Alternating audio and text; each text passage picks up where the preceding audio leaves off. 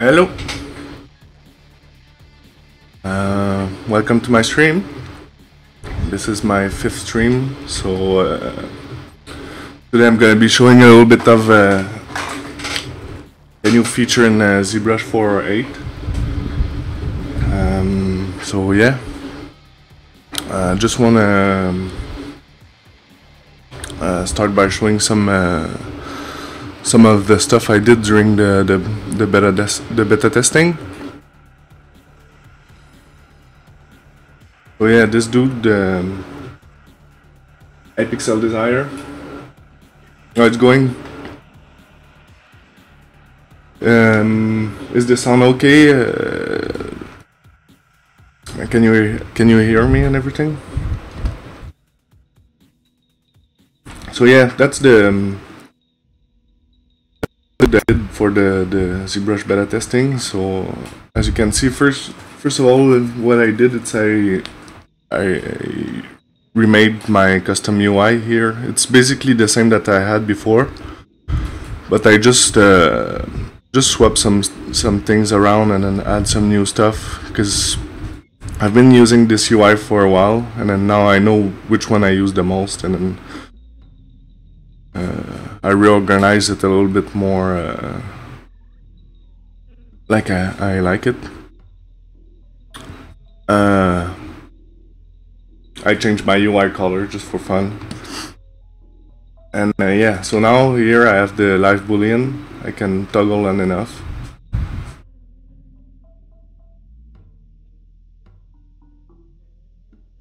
Hey, why Shandar? How's it going?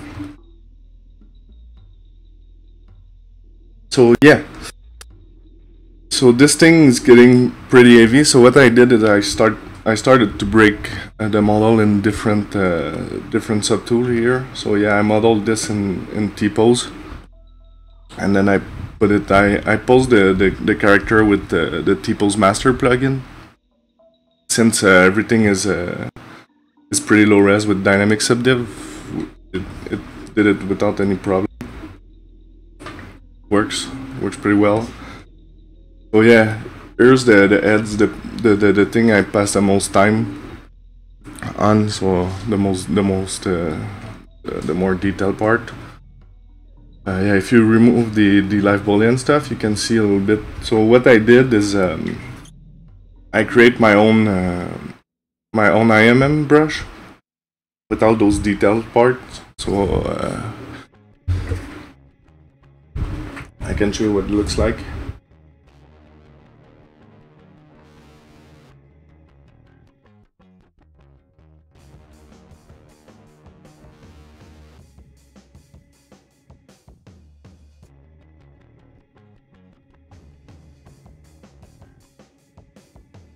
I think this is the one.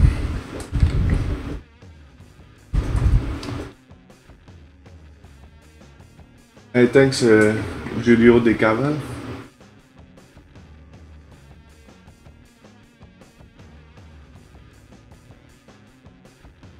So yeah, here you can see, I can see that that's an inverted IMM. So when you use the Boolean, this thing kind of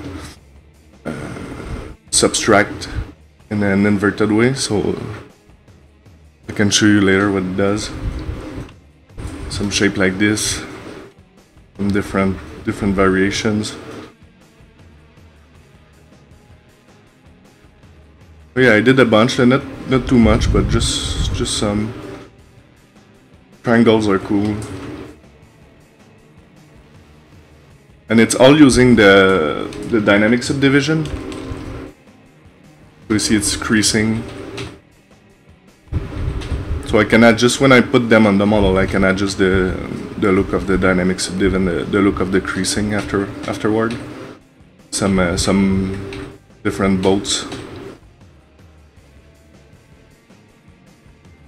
So yeah, that's about it.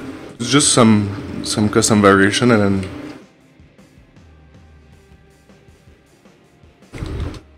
I just spread this IMM brush all over the character here. for this part I use an alpha that I use with the noisemaker with some masking. So you can see that the noise, everything works together. You can have the noisemaker plugin, some Boolean, and then it's still a pretty light model. If you look at the pieces, it's all dynamic subdiv. So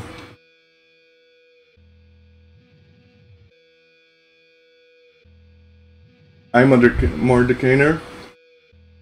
How's it going?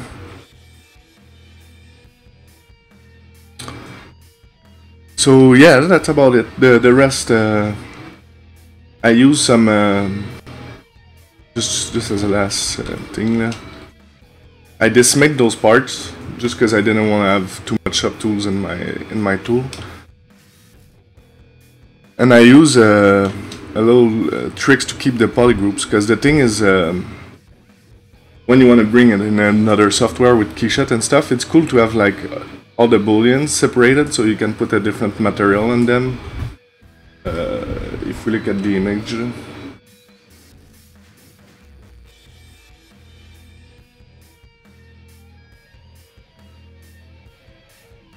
yeah, this guy, you see in all the booleans parts, I use a different material in keyshot, so that was done directly into keyshot. It's not Photoshop or anything.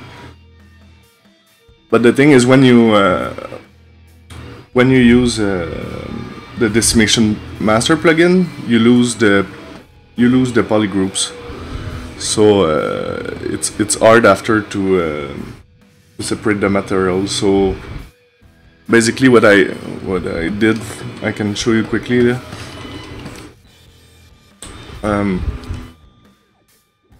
I'm gonna just show you quick the technique I use. There's multiple techniques we can use. That's the one I used. So let's say I create a cube here. Now we have the gizmo. It's very useful. I use this a lot. So I can just happen like a sphere there and subtract it. So that's another thing when you have polygroups on. Create this hashed lines renderer, so you kind of see the polygroups color and then a little bit the wireframe. So if you turn off the wireframe, you kind of see directly what's going on. So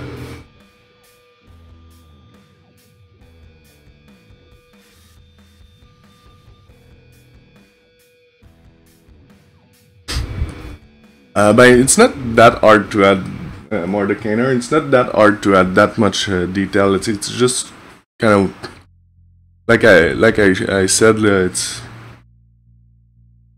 with the IMM brush I made, it was just a matter of putting some shape, and quickly it looks like there's a lot of detail without too much effort. So yeah.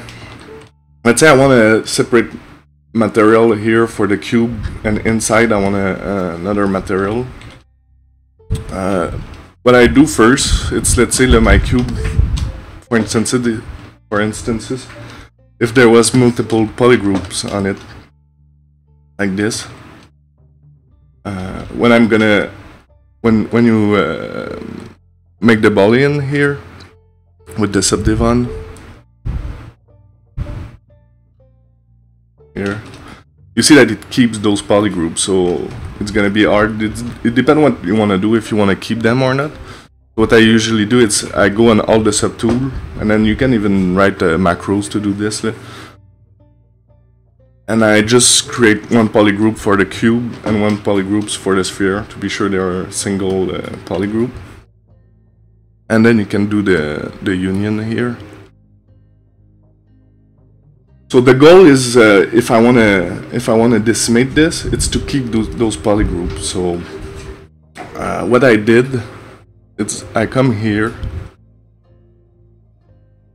and I group split all my subtool here. So now I have two subtool like this, and I go into UV map, because the thing is this decimation plugin can keep the UVs. So what I do, it's just a planar mapping on all the subtools. So I can just go and then press the arrow keys to navigate into my subtools. And then here I just do a planar mapping, go do another planar mapping. And then I can merge the visible part, but with the UVs on. So it's gonna keep the UVs when I merge them back together here. So now I have this with my polygroups, but each polygroups has an own planar mapping on it. So the thing is, after you can go into the polygroups and then auto groups with UVs. So it's a way to get back your polygroups afterward. So now the thing is that they are not merged anymore. So you can always go into the geometry. And here you can go into, I think it's modify topology, and then weld points. So now it's gonna weld all the points together back. And you can go in your plugin, see Decimation Master here, and then you can keep the UVs, pre-process the mesh, and then decimate.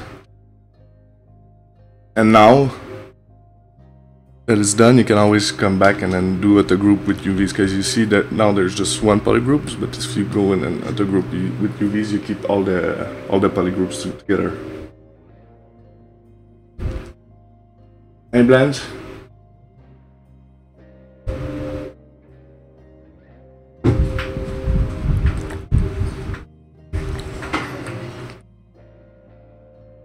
So yeah, that's the little tricks to decimate and keep all the UVs. So that's what I did on most of the part here. Like you can see, I think I redate. It's not the last tool I use. I remake those. It's because when you duplicate the tool, it creates just one polygroups. But you can see it's all decimate, and I can keep and then apply different material on every polygroups. Just gonna clean a little bit my tools.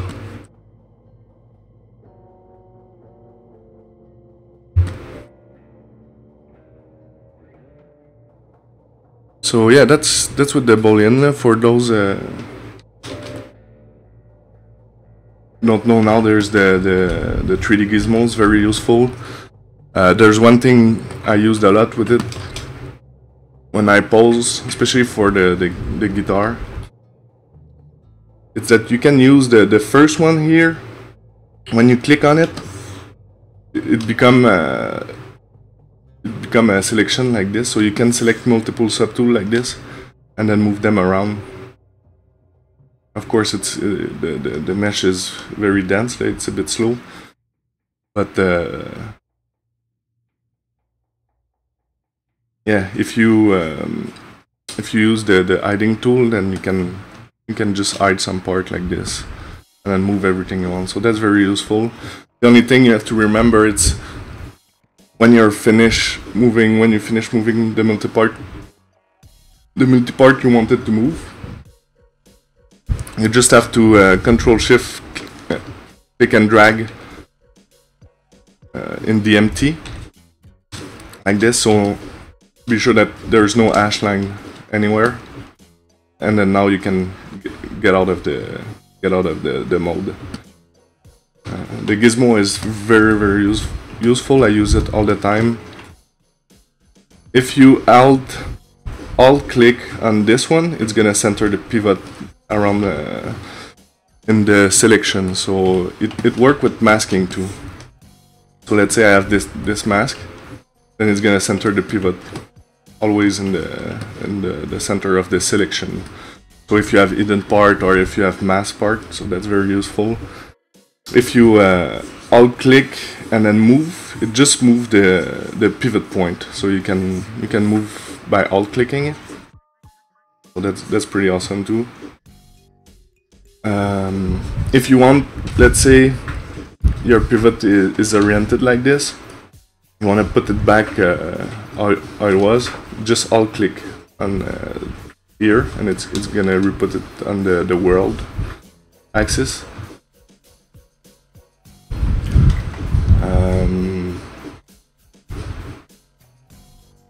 I think I put it back to the center, so you can, if you all click again, it's just the pivot, like, and that's cool because there's undos to the gizmo, so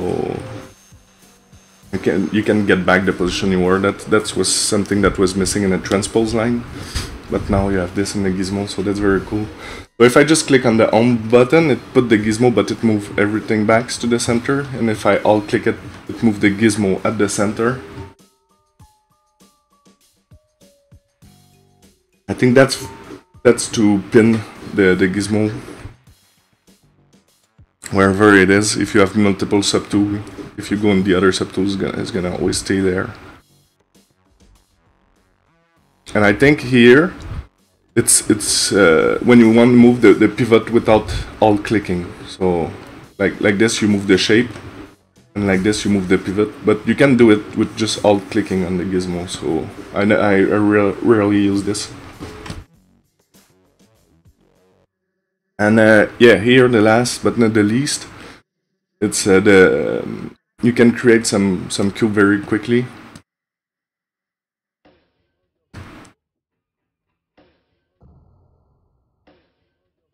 And then just put the number of span you want. Yeah. So I use this all the time, and then you can still come with the Z modeler here and continue.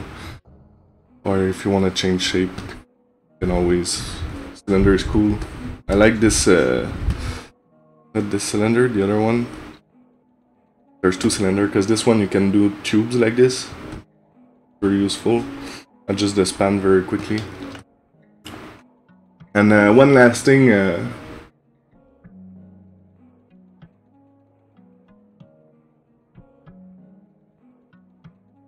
I always have a problem with Gizmo when there's few subtools and try to alt click on reset Gizmo rotation. ZBrush thinks I am selecting another subtool.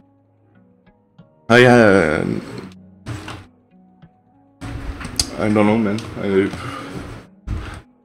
I would need to see it, I guess.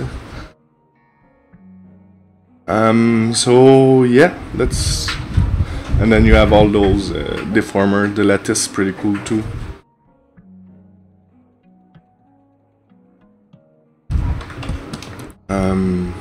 Yeah, you can also with the gizmo. Another cool thing is if you press shift, you can rotate by increment of 5, so you can do like 90 degrees pretty fast. So let's say I want to rotate my my cylinder here of 90 degrees. Here, that's very useful too.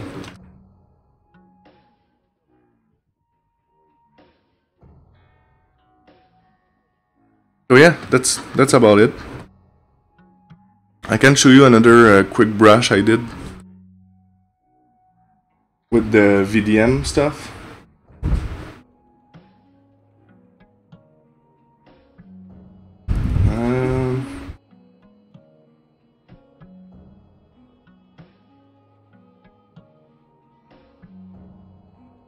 I think this is a bit of a mess here.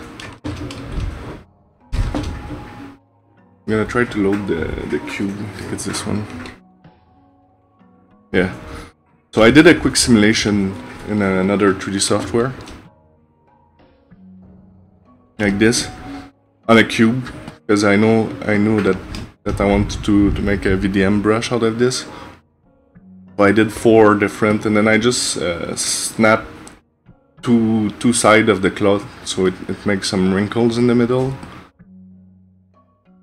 And then I took one part like this, and then just bring it into the VDM planes to make that kind of brush. And then yeah, so say if you have some carving and stuff, this brush gonna work way much better than if you just do a depth alpha.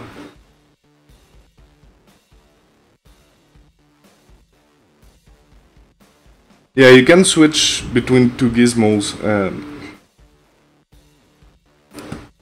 It's the Y key.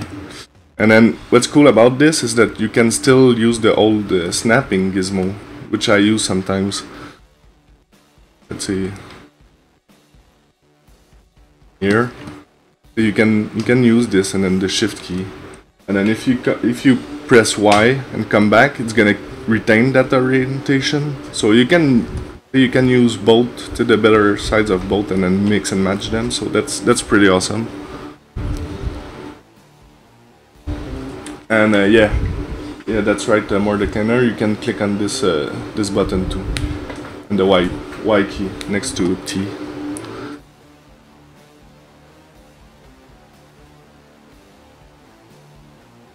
That's if you didn't know this, when you have multiple tools loaded and then you don't want each time you do quick save to save all of this, you can just delete all, and it's gonna remove the tool from.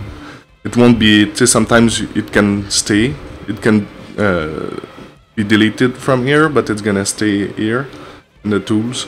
But if you do delete all, it's removed from the project. So just the base. The based one, the primitives, you cannot remove them, so you can always reset here, and then come back to go pick the tool you wanted.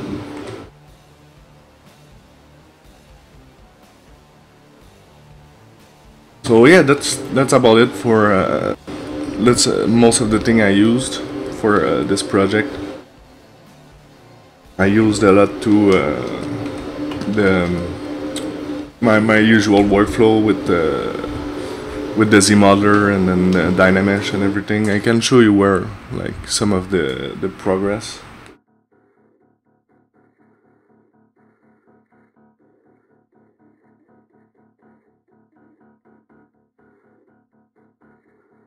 Shouldn't be so long. I think it's not the.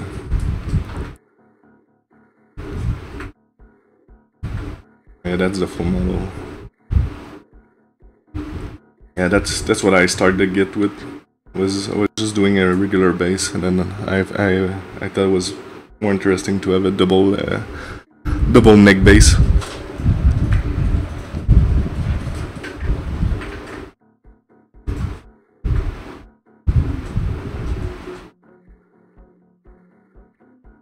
Yeah, if I load like.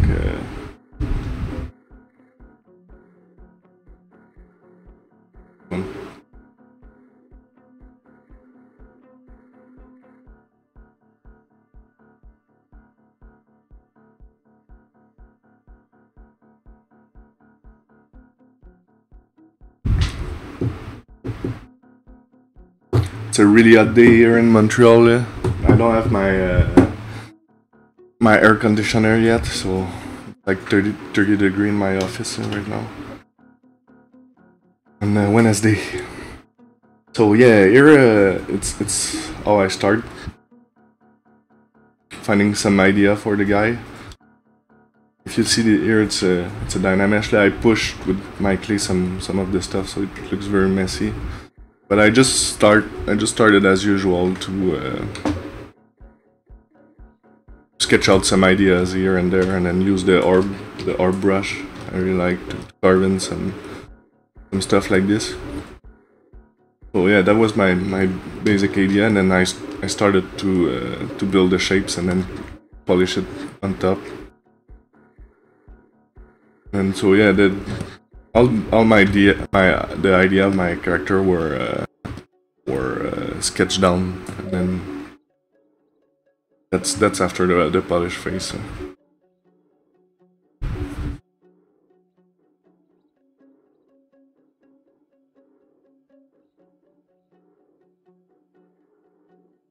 Yeah, today it's like the worst day. All the week was pretty cold, pretty nice.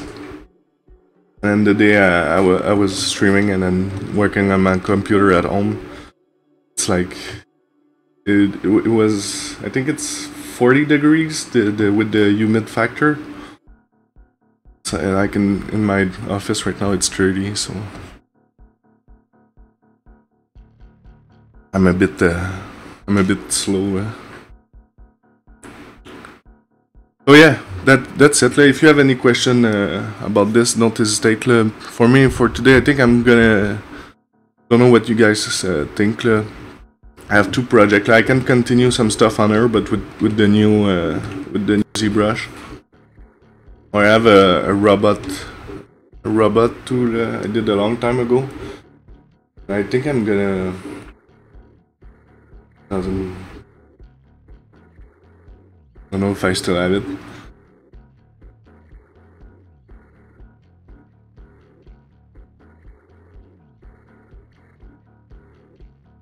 $35, where are you at? 35 is pretty hot. Yeah, I don't like the legs. I'm gonna redo the legs, but yeah, that's an old one. And then I just wanna start adding details to this guy. I started a while ago. I think it's not the last one here.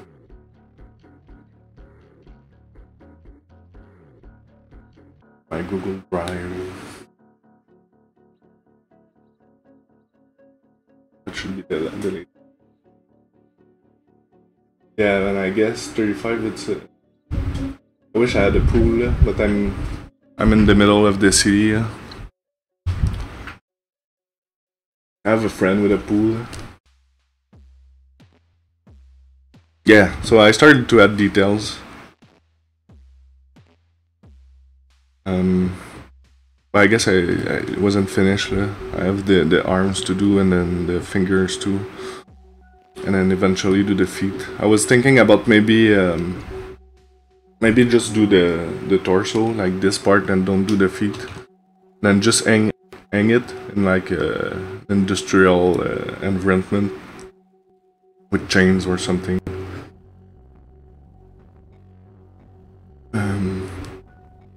To finish it at one point. Yeah, the back too is very rough. Still have some dynamic pieces there, here and there.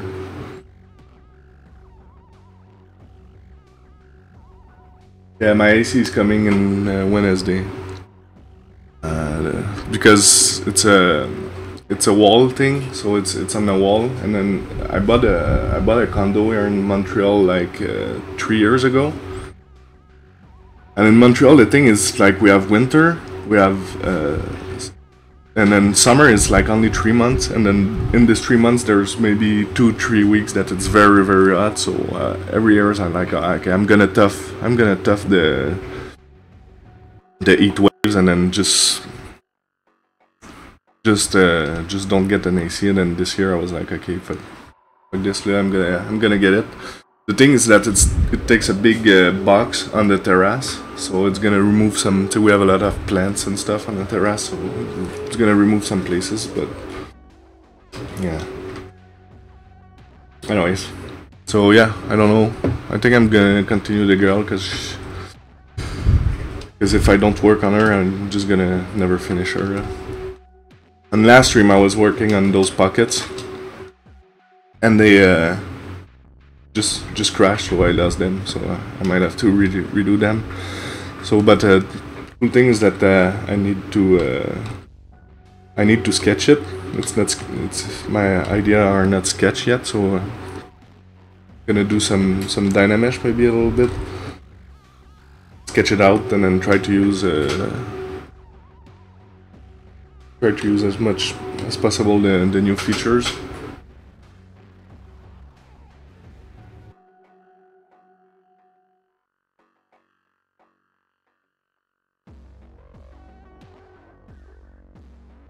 Yeah, I have a fan right behind me in my bag, so it's not so bad.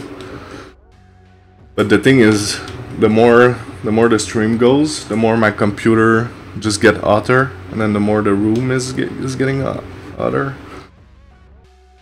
So maybe at one point my computer just gonna stop working. It's gonna be like, fuck that. I have my water, I have my fan, so we'll be fine.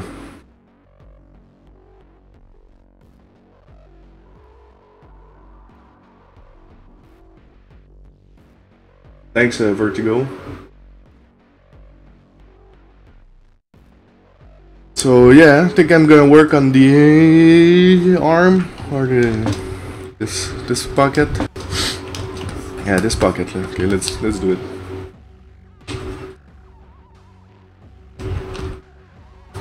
So first of all, yeah, I think I'm just gonna add some more Dynamesh.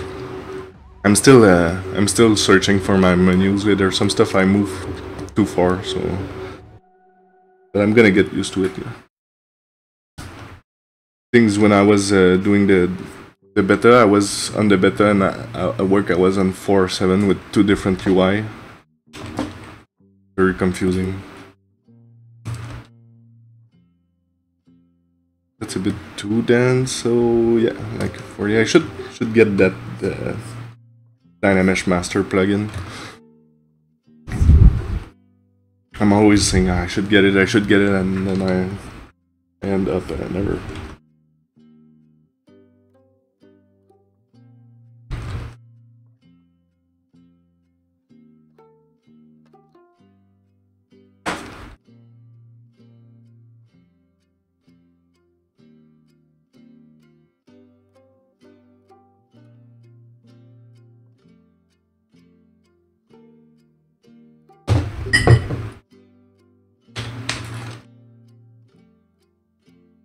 So yeah, what I want to try to do now a bit more.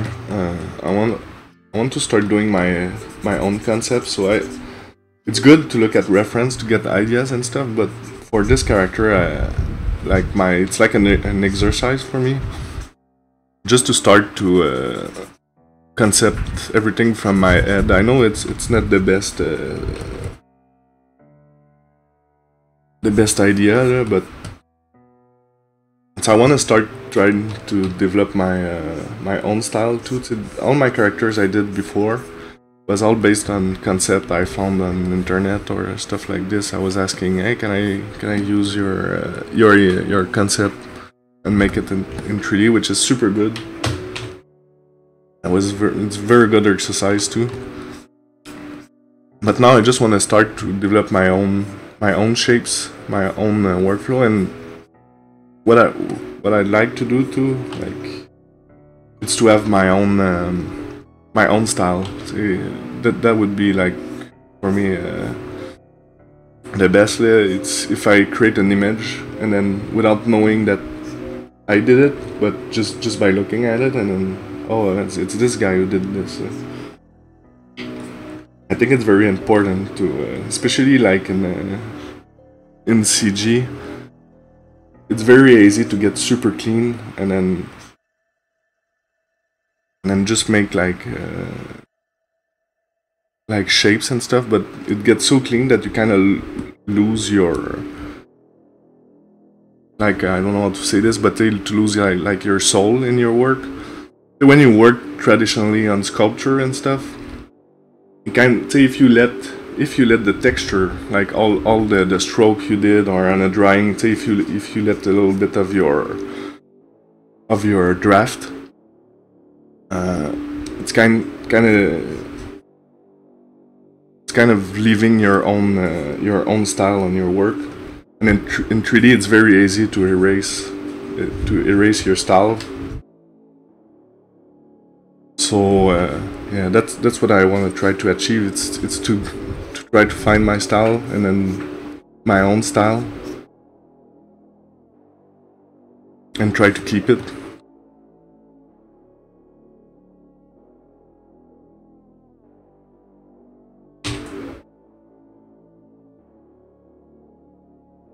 I've rarely see Kyle on a Sunday. I think he lives in California, and now it's like in the morning, so kind of understand him not being here.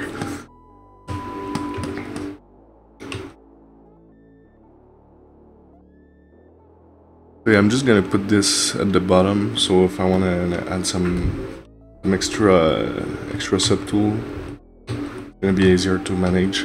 It's just by shift clicking the arrows like this. It's go on tops or on completely the bottom of the list.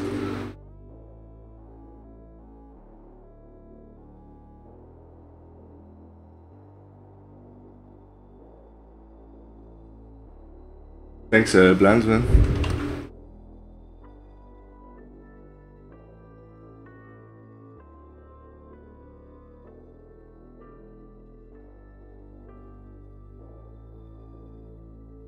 Oh, so yeah, now I'm just refining the shapes, but now I want to try to add some new forms. I'm not a big fan of this shape here on the side. I use my clip.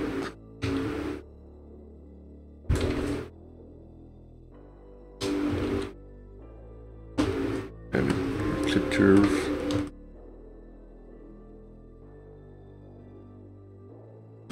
Did you guys watch the E3 last week? There's there's some really good trailers that went out. I really like that Spider-Man one. It was very nice.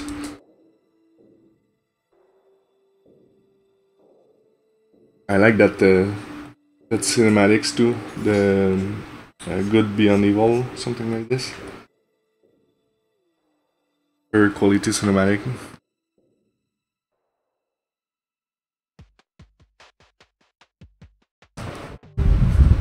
And there was a trailer of our game, the Star Wars Battlefront.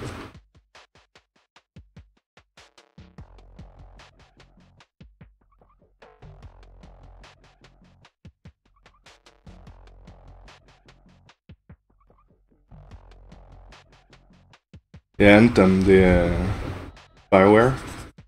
Yeah, it looks very good. I think but we're working on Frostbite, us too. And that engine is looking incredible. It's one of the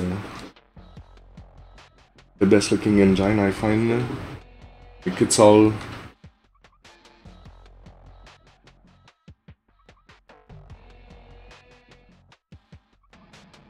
PBR. Everything is like real world calculated.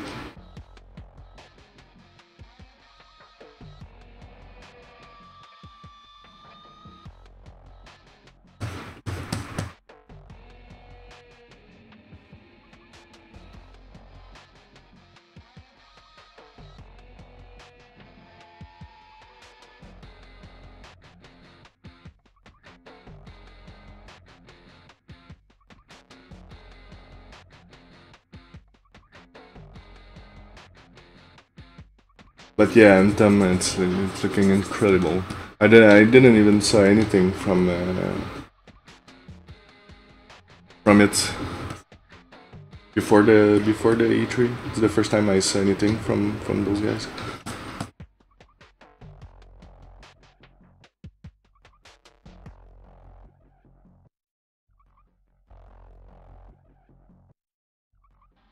I find also that the 4R8, ZBrush 4R8 is very stable. I'm saying this, shouldn't talk too fast, but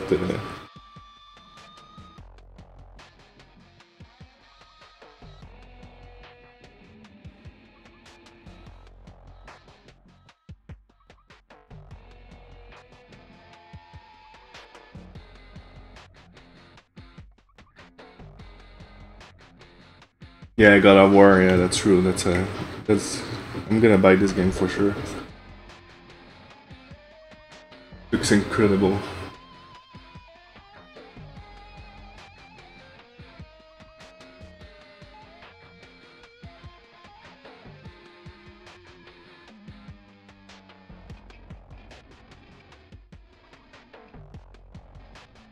Seven crash. Should you count them? I mean, it's hard to say. I didn't. It's the first time I used this one. I was using the beta before, and there was sometimes like there was some broken stuff. So I don't know. I don't know with the last release how it is, but the last build was very stable to me. I think. And the good thing also, it's when it crashes. I don't know for you, but it saves a quick save now of the old project. So I never, like in the last month, I didn't lost like an ounce of work. It's amazing. Yeah, that's gonna be a little pocket. And one thing is that I use this so much, the inflate and the transpose tool. He removed it. I'm gonna have to put the because you can go in the deformation palette and then use the inflate there. So I'm gonna have to put it on my UI now. I just didn't do it yet.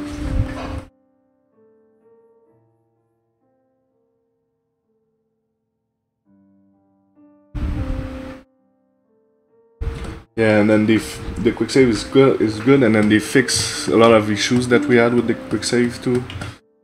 Like before, if the file was over 4 gig, it was failing. Now I think it's fixed, which is awesome. I lost so much work with the quick save. Really. Okay.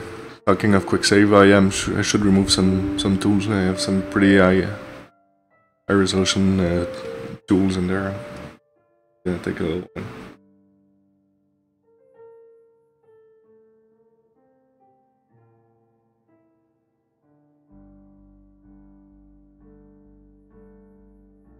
Yeah, me too. I didn't play like I play like in like let's say 2 weeks, and now I play like a lot, and then I stopped playing for a while. But with all those trailers, I think I'm just gonna buy a couple of games and then restart my playing mode.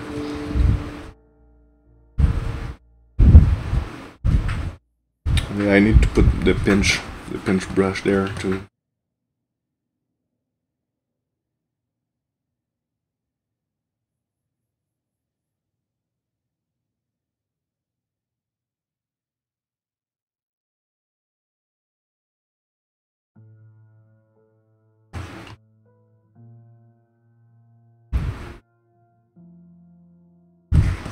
Yeah, you have the lattice deformer, which is very useful. This one. And now when you control mask stuff, the thing is if you have nothing selected, and then like if you were unmasking, it's gonna select only what's.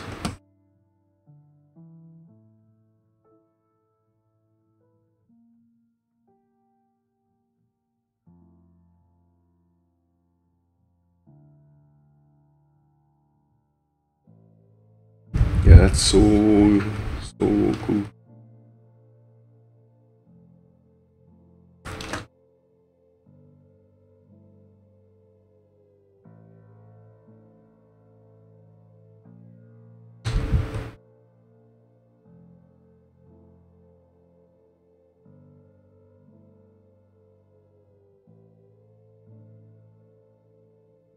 So did you guys have a lot of time playing with the 4.8? What's the feature you like the most?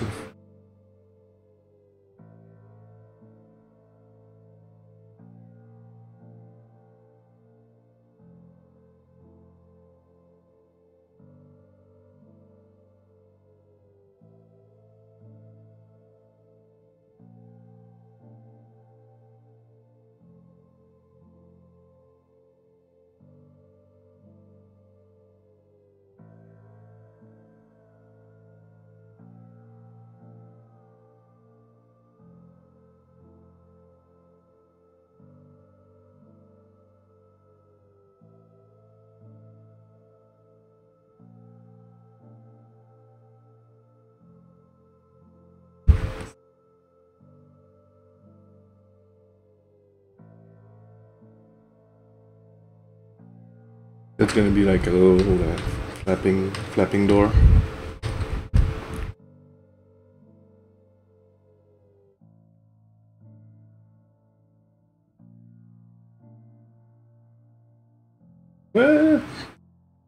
Why don't they update it? It's like it's free. Updates are free.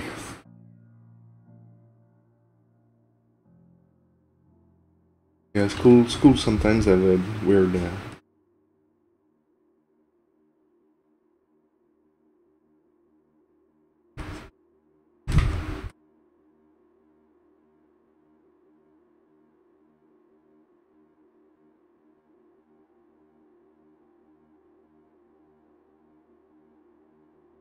Okay, so that's gonna be the door, then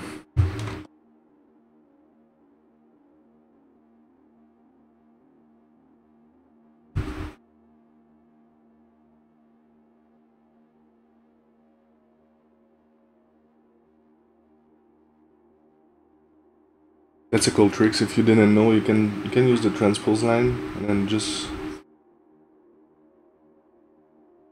push it towards your model, and if you control click on the white dots here, it's gonna align the view. Mask like this.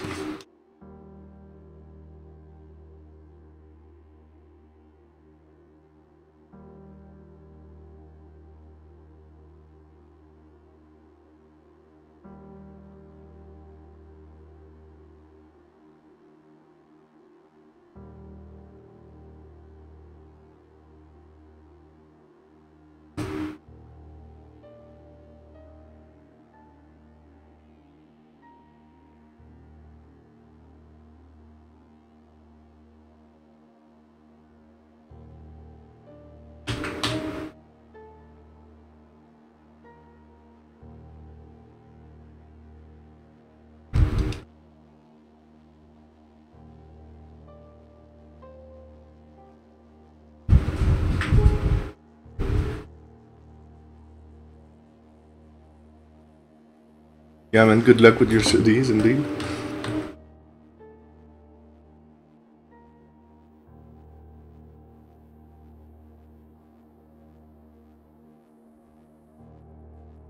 Do you have an idea what you want to do when you get out of school? If you want to be a modeler, character modeler, or stuff like this, I guess, if you use ZBrush.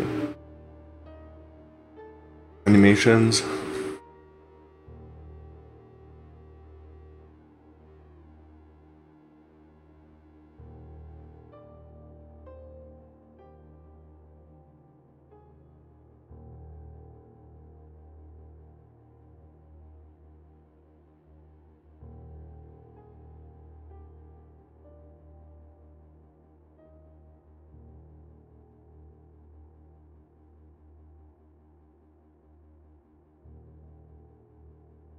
Yeah, that's the best character artist for game, in my opinion. Because I've worked in the VFX too, which is very cool field, but there's not as much character than in a video game company. The quality is pretty good in movie though. I think you pass a lot more time on your models.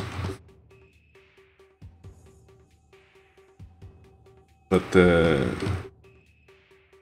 here in Montreal, there's not much like creatures or character. I think it's very rare to get. There are some people who has it, but to get a pure character modeling in VFX, very rare.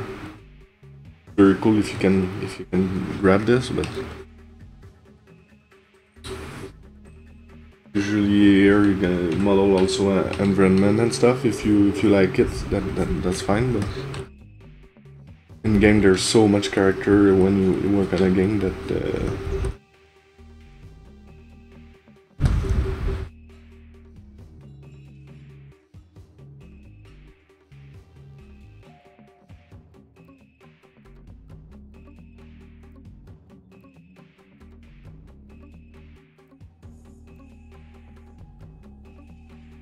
oh yeah, my audio. What's my voice or? Because I put a filter. I can try to remove it. I put a filter so we don't hear the keyboard, or maybe it's because I'm not talking in front of the micro. But maybe that's gonna be better. But you might hear my keyboard. But let me know if it's still an issue. Thanks for letting me know.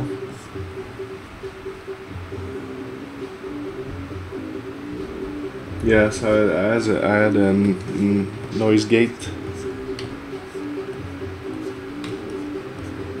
I checked this on YouTube. How to remove the keyboard sound on the micro.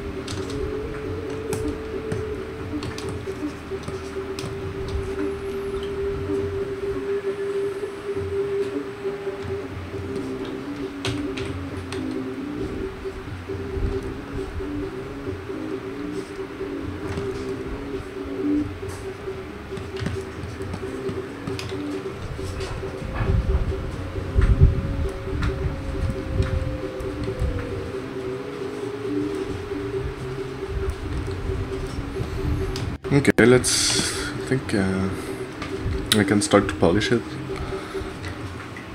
Maybe change the shape a little bit. I added those pockets to break a little bit the silhouette on the hips, but the things I want them to blend, not to look too much weird.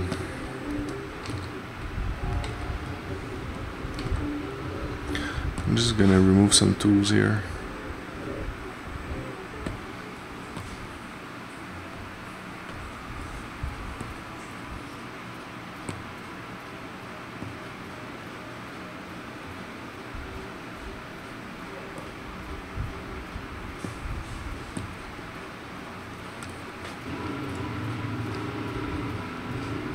Hey Drop Boy, hi Sidukun, how it's going?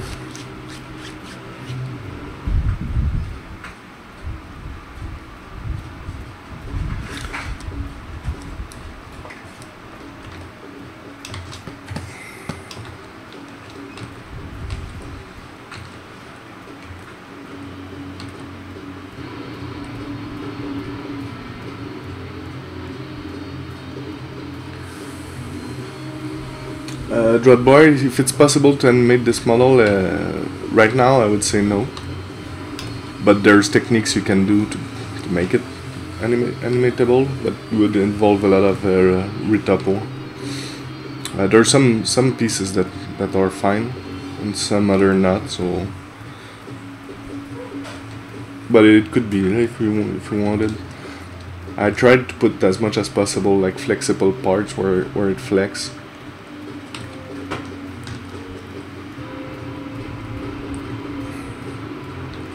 That's a thing you need to take into account when you build characters, especially in productions. It's not to put like a metal plate where there's knees, or like metal armor where there's the belly or stuff like this. Because the part that moves the most is like this area here, the legs.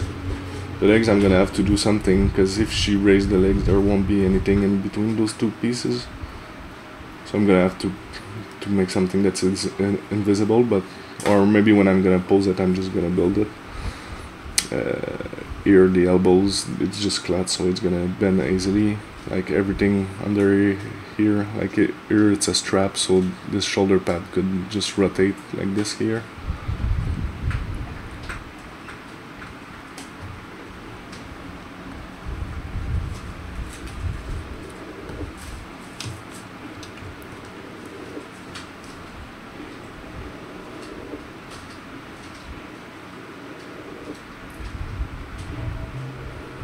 Thanks for Rex. Fat Larage, are you French? Yes, yes I am French, je parle français, je viens de Montréal.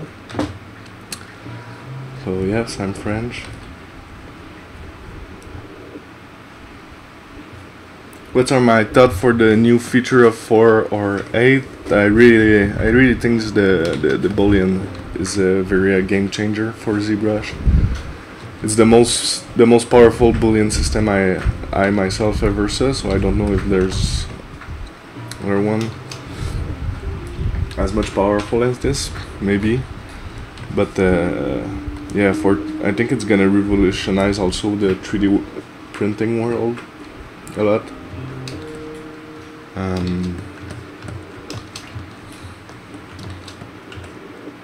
Other than that, I really like the VDM stuff too. And I like the fact that it's very stable now too, which is for an artist is very important, because if the software crashes every 2 minutes, it's very discouraging. It's very hard to redo stuff you already did. I find if you do like, let's say you do some rendering and then some lighting rendering in another software, and then the software crash, you kind of remember the number you put. If you put like 0.8 of glossiness and etc., and then you try it and then the software crash, you can come back and then just re-put the number if you remember them, but at least you remember a little bit. But when a sculpting software crash, you have to redo like the shapes and forms you did, which you don't really remember. so it can be very frustrating. So have stability in this, or like at least not losing your work. It's very awesome. There's the text tool I might use. Maybe I can put some text on this pocket, which is kind of cool because you can do some Illustrator and then some shapes and then just bring them in 3D, which you can do in other 3D softwares, but now you can do it in ZBrush, so that's pretty awesome too.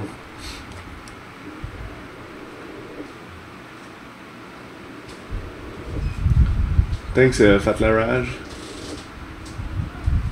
Ouais, c'est ZBrush. J'ai jamais utilisé Lightwave. Never used Lightwave before. I remember there was this guy who was making shorts, complete shorts in Lightwave. He was on the Gnomon masterclass in 2009, if I remember. And he was doing those like alien in Lightwave. Was looking pretty awesome by the time.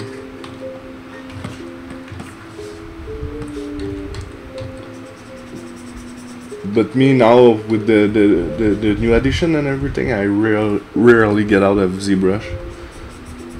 Like even with the 4.8, it's gonna be harder and harder to get out. I'm so used to it. Just the fact that you can brush out your ideas like this in clay before going to the vertices and the polygon modeling is so much useful.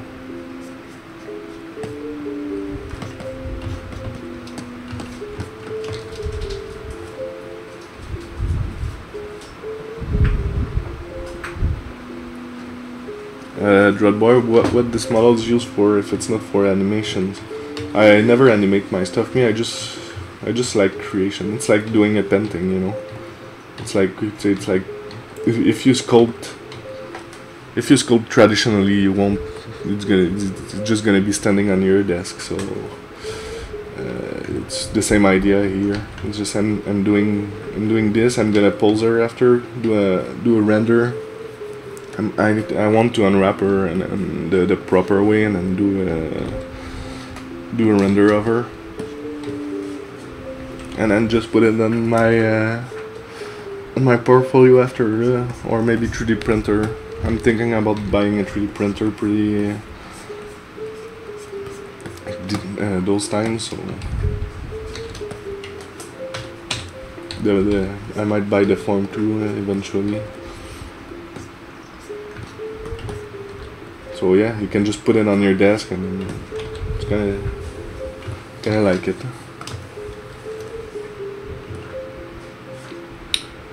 Okay, so now I'm just gonna add some clips so it hangs somewhere on her.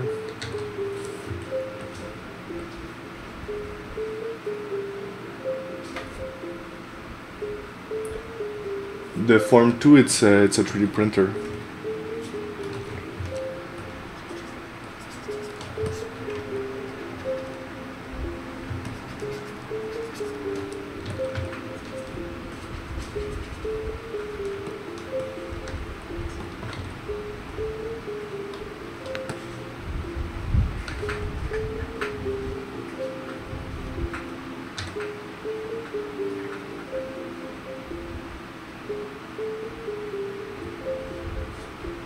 FRX, thanks man. Yeah, that bass player I show some of the stuff. If you watch the stream in VOD after, I show some of the stuff I used to make this guy, like the brushes, and then earlier the brushes and some techniques to keep the polygroup after the decimation.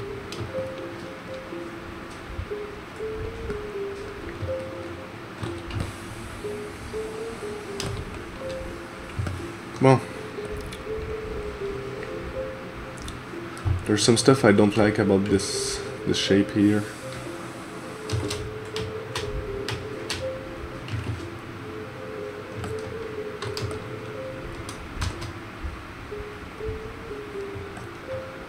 I think I'm gonna try to maybe put it longer.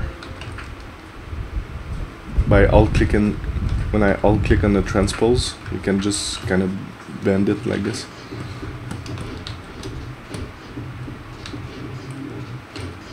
And try to wrap it to the body as much as possible.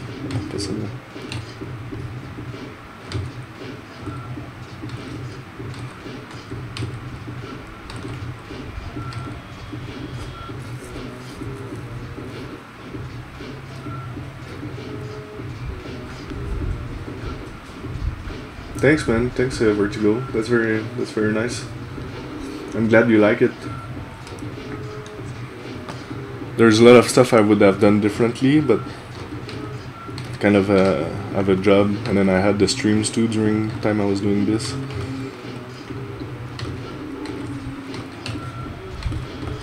I kind of rush it a little bit at the end.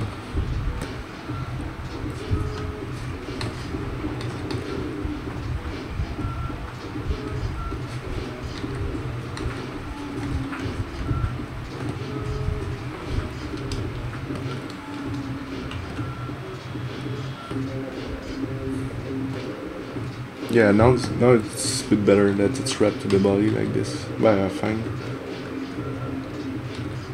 Looks less like a plate, rectangle plate, randomly put there.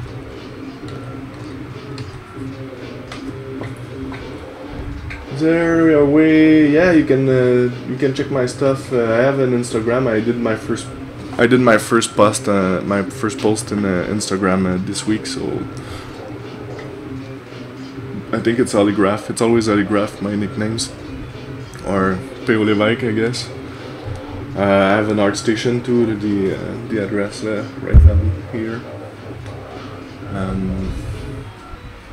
Facebook. You can. I have a Facebook page. You can just follow me there if you want to see if I get new release or new art.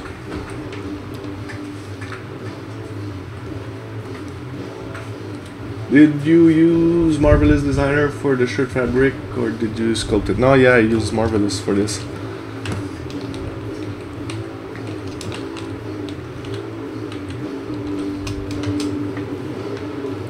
And I'm gonna use Marvelous for the back too. Like, this is temporary, this piece. So eventually I'm gonna just put it in Marvelous, and then I might try to. I use a VDM brush with some clet sims on it. I might just try it if it's faster.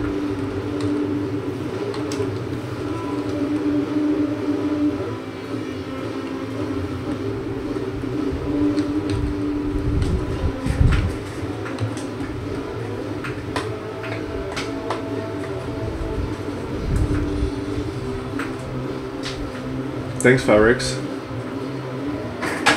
Thanks for the link.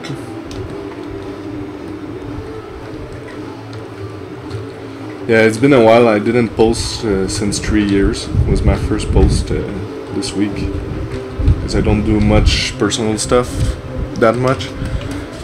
And all the project I'm working on are under NDA. There was this. I worked also on a cinematic of Shadow of War, which some of the shots I worked on were in the trailer, but I cannot put them now. I think it's gonna be in October. There's gonna be 3 or 4 characters I'm gonna be able to put there, and all the characters I worked on Battlefront, we're working right now. Battlefront 2. If you send the cinematics, the trailer that just came out at the E3, at the end there's a messenger droid, a sentinel they call it, with the Palpatine hologram in his face. That's one of the characters I worked on for this game. It was very fun to do, because it's a character that was only in DC Comics. So I had a lot of interpretation. That the DC Comics were my concept basically. There was no concept from our concept artist for this guy. So I had to interpret it like how I thought it would be in 3D. It was very fun to do. Okay, I think I'm gonna start to polish this guy, this pocket. Maybe there's this missing, maybe something here.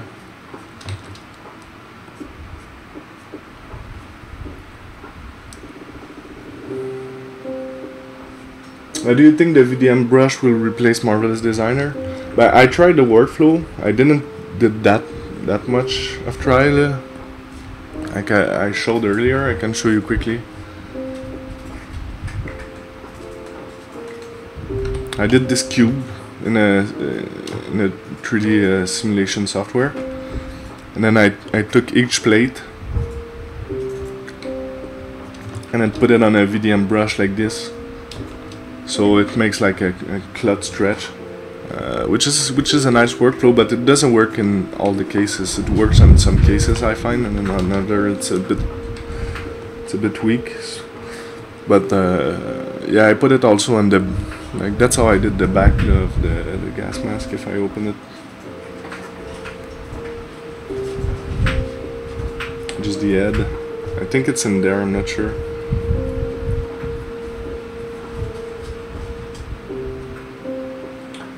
How does NDA stuff work as a portfolio? Do you need to have stuff in paid as pre-rat and send that when you apply?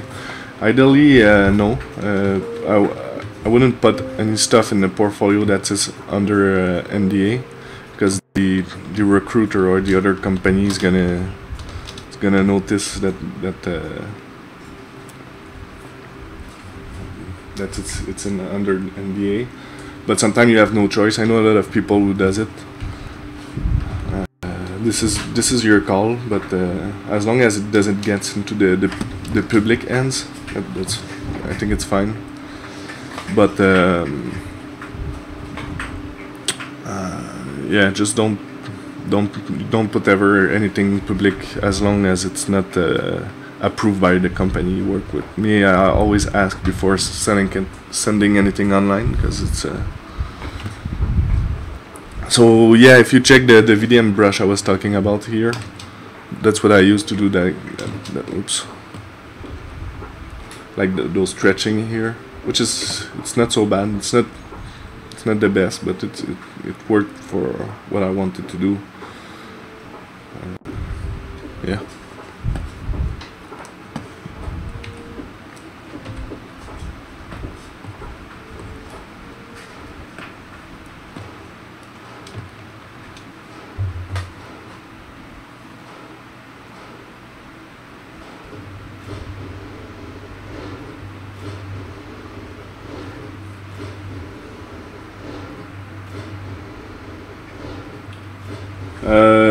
Any stuff you're working, like me, I'm working on Battlefront 2, for example.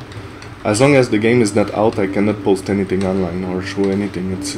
We have lawyers and stuff at EA, so it can be very dangerous to do this.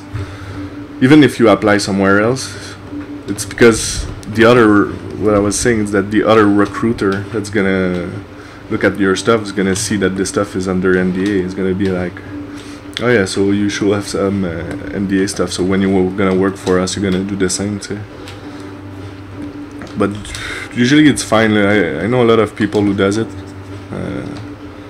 It's because sometimes you say, if you just work on one project and you cannot show it and you want to get into a company, you have no choice to show your NDA stuff. Otherwise they might not take you.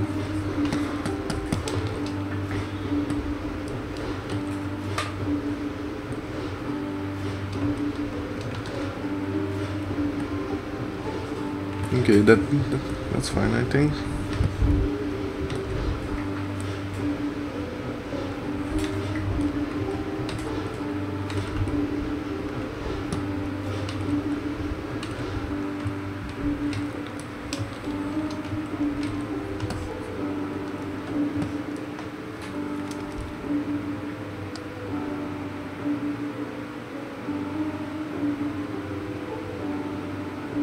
Yes, the best is when you work for a company is to ask before sending anything online. If you don't work with it anymore, you can just send them an email, and then if they're not if they're cool, they're just gonna answer. Usually there's no problem when the project is out. One case, it's I worked for a Ubisoft one, for a cinematic, and Ubisoft doesn't want you to send any work in progress, so you cannot send any of the ZBrush file you work. You need to send only the... That's what they told me. I know some guys that are just post the ZBrush. I guess it might be fine, but that's what they told me, and I didn't do it to respect that. But yeah, they just wanted to send the final shots and not any work in progress. But yeah, the idea is just to ask before you submit it. There's no problem. We're artists. We want to show the work we've done. So just ask before sending anything online. Should be fine.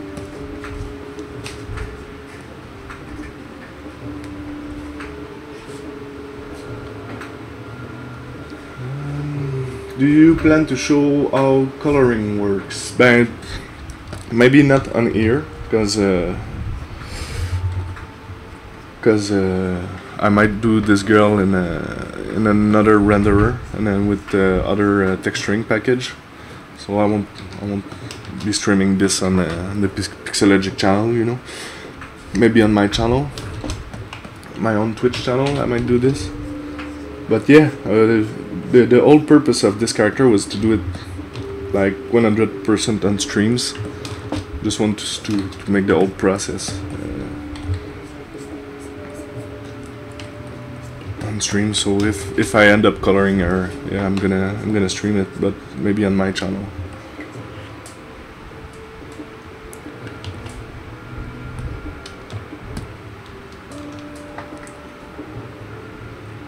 How much time do you need to make a model like bass player or sci-fi girl? How much time depends. The model, the bass player was not so long, because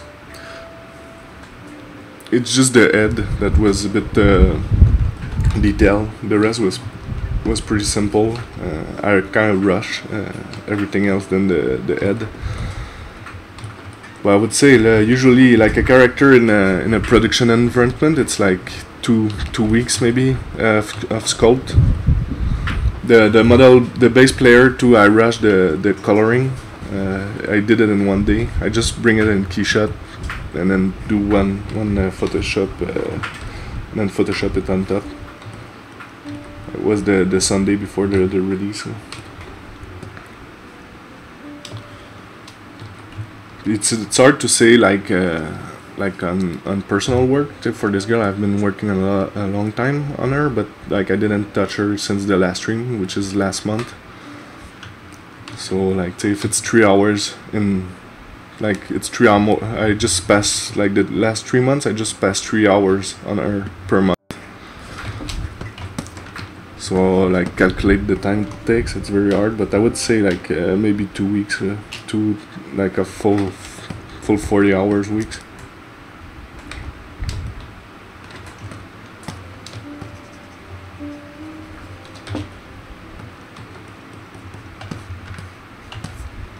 Also for those characters, I don't have concept. When you have a concept, it's very more straightforward. Like right now, like you see, I passed like 1 hour just designing this stuff. If I had a concept, it would have been like so much more fast and straightforward. And then that's why I'm doing this, because I'm not really used to concept my own stuff. So I wanted to do a whole character, so I guess after this one I'm gonna be faster, and then after the next one I'm gonna be even more fast. It's like a practice thing.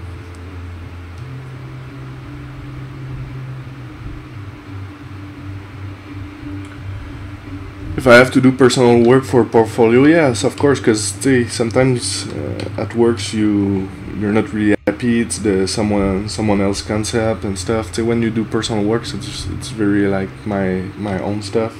It's not the kind of stuff I'm gonna do at work. So yeah, I think like with the industry we're in, it depends what you want to do. If you are satisfied like doing the character you do at work, you might not the people I work with, it's not everyone who do personal project, but yeah, some of them does, some of them don't. It's depend on how much you feel satisfied with the work you do. For me, I really like what I'm doing at work, but I like to do my own personal stuff too.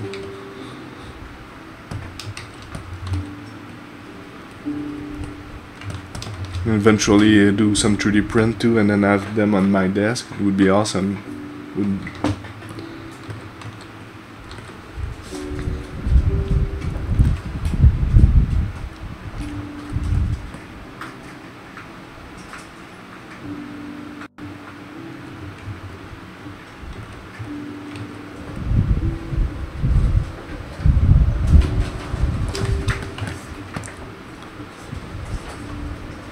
Okay, then I'm just gonna start to retopple this, I think, just to have a cleaner base, and then I'm gonna start to add some booleans for the detail.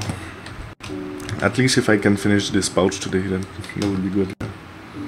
I have some other on the other side to do.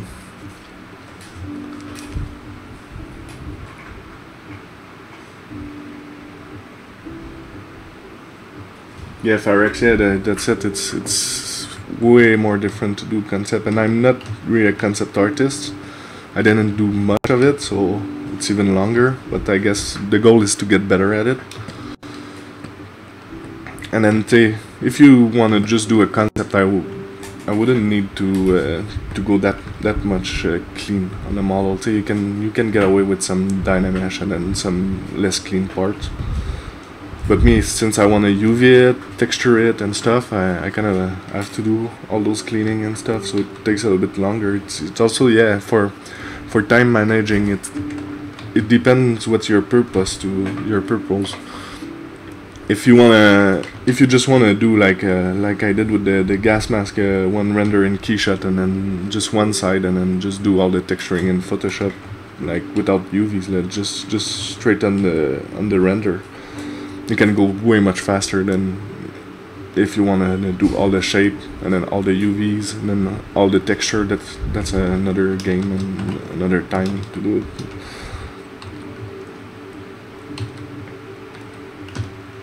But for me, it's relaxing doing this. It's not.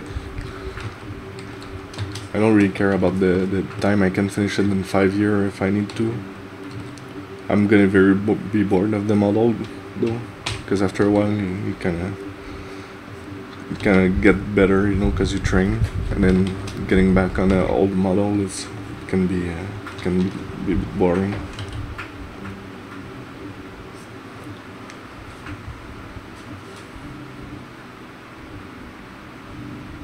Oh, you didn't finish it? Yeah, that happens to me so much time. But the thing is, it's good to know it, and it's good to do this once, because when you're in a production you have to know, and then they're gonna ask you how much time you need to do this, or can you do this in 2 weeks or 1 week, and then you have to know when to stop, and then to know how to manage your time, because you cannot spend too much time on a thing if you have a release date and then five other characters to do or whatever.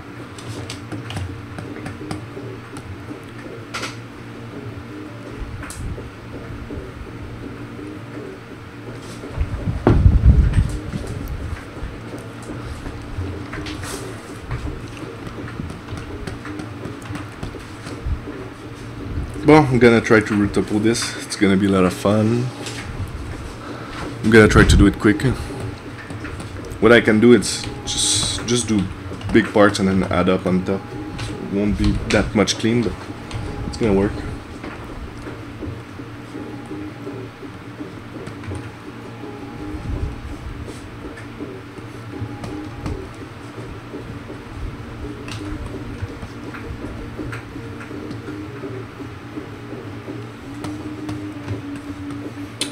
What I usually do for this kind of stuff is I do a rough with the topology brush, and then I just do the big shape like this, and then I use the creasing and then subdivide once. So this is very low res. I'm gonna subdivide it once,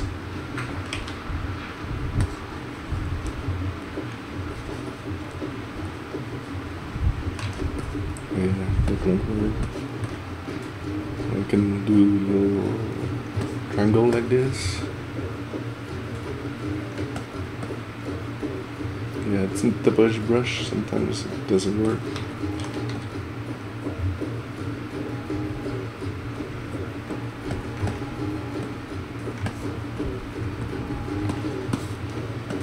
I should use the ZSphere Retopology instead. I think that's what I'm gonna do.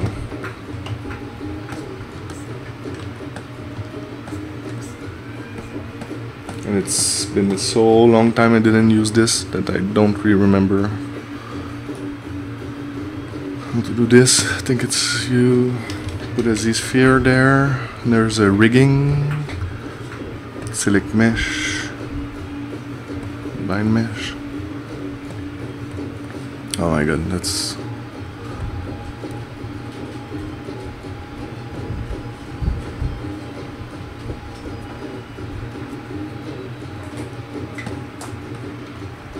I think that's it.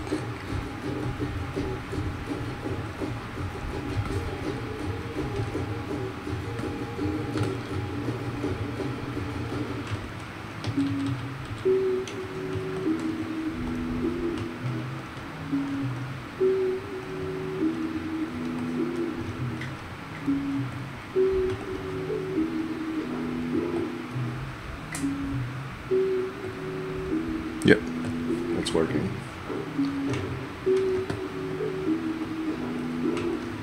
It's going to be a bit faster like this.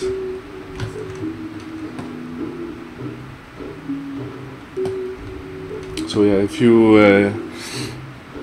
wonder how to use this, it's you just put a ZSphere, it's a topology, and then when you control click on vertices, it select them. So you can start from here, for example. Just go like this, control click here, then you can use the move tool by pressing W, and then it's not bad if it's rough, because I'm gonna come back with the Z modeler and then readjust some stuff after.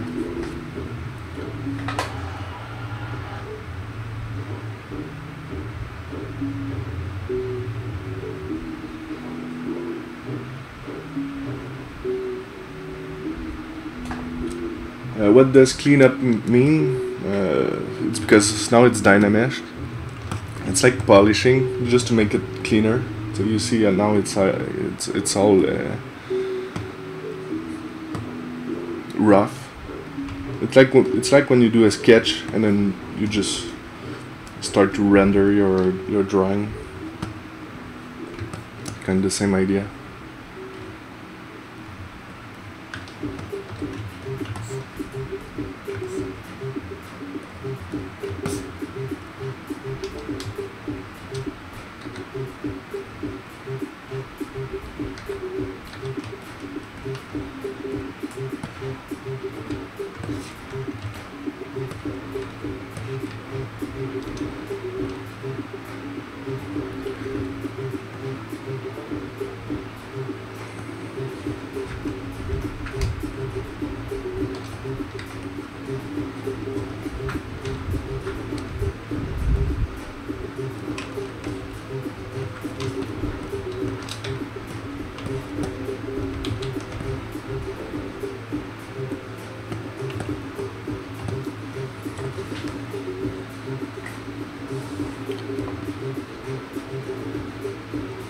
Which how do you manage to keep them edge so straight and crisp? By doing Retopo like this, and then using the creasing after. I'm gonna get there. I just need to finish this. I'm gonna just go a little bit faster here. I'm trying to keep my edge in the shape so I can extrude later on. Or say, like, if I follow this line here, I can just extrude a little edge in there after.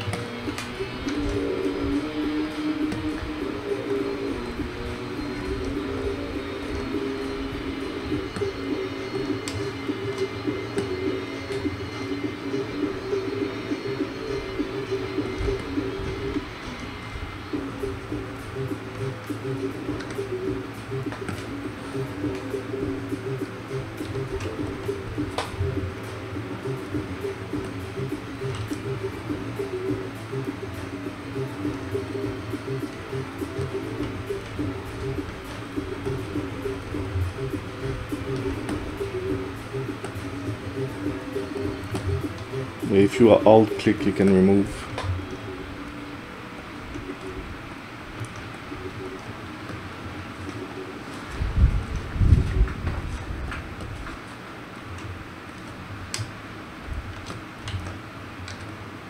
If you shift click on an edge, you can add a dot in the middle. It's been, I tell you, it's been like maybe 5 years I didn't use this this tool, so.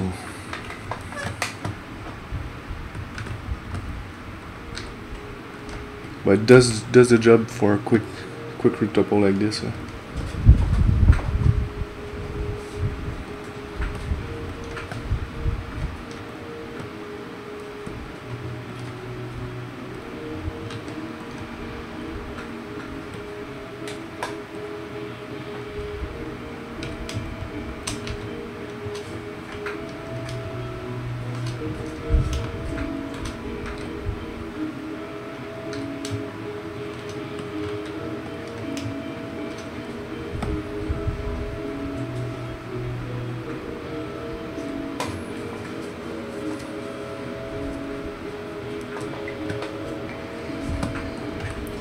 You'll see I'm building topology. It's like polygon topology.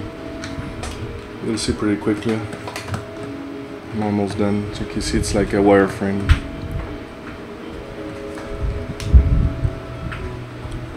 That's gonna be converted into polygons after.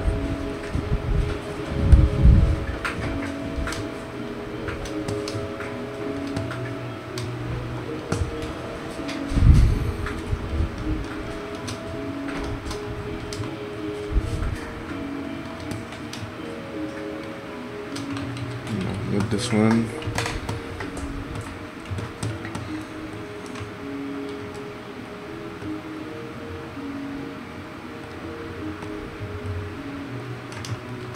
It's gonna be used as a starting point too. I might just add some panels on top and.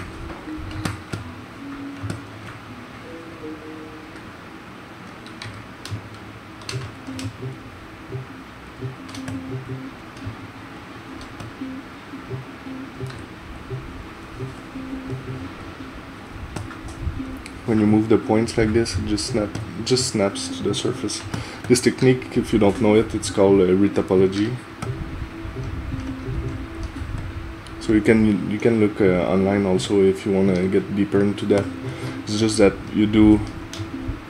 The goal is you do a rough Dynamesh, and then after you retopo your Dynamesh to have a cleaner and more usable shape. That's good. That's gonna be better for animation if you wanna do animation afterward.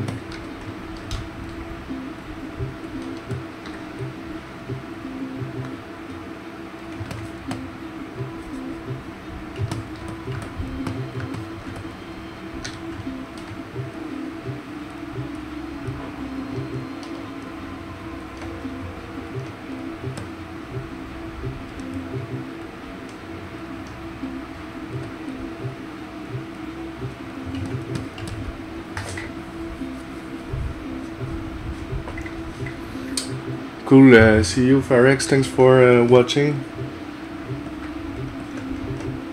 Have a great day.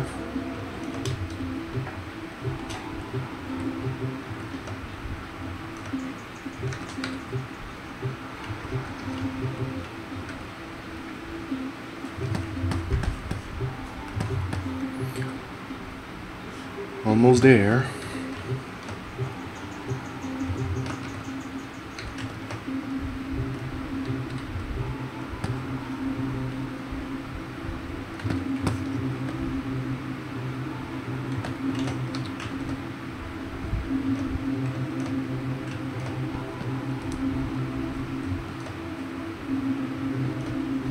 I think the improvement on this tool, it's working better than last time I used it.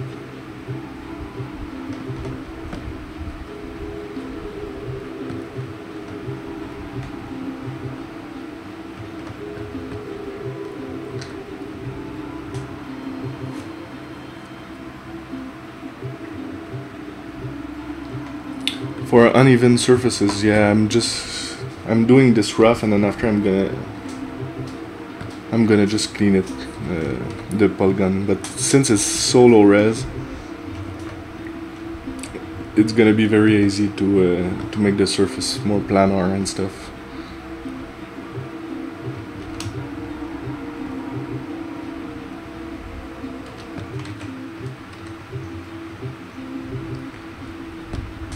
Like you see, if I go here and add the points here, it's like inside the surface, as you can see. So if you use the move tool here and just move, it's gonna snap to the surface after. So I just put the dots, go to move tool, and then just move it a little bit so it snaps to the surface.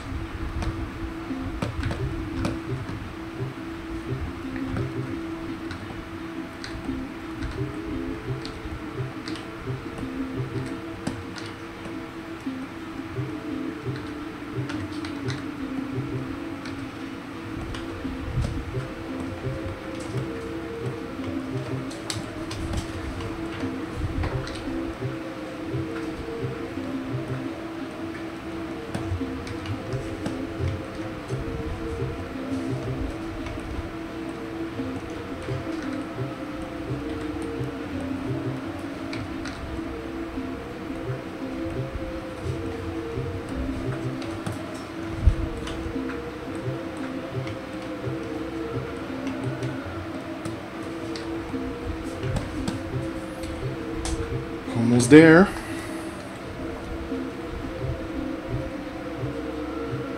No, if I use ZBrush for Retopo and Prod, no, usually I use Topogon. But it's because I didn't. Yeah, Topogon,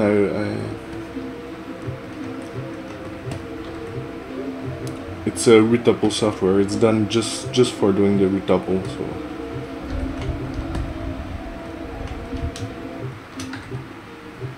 Everyone has his own preference. Some use 3D code, some use... I know some people use ZBrush too. It's because the median... I don't know if I should say this, but the only thing that bugs me is I cannot add an edge loop. Or maybe I can and I don't know.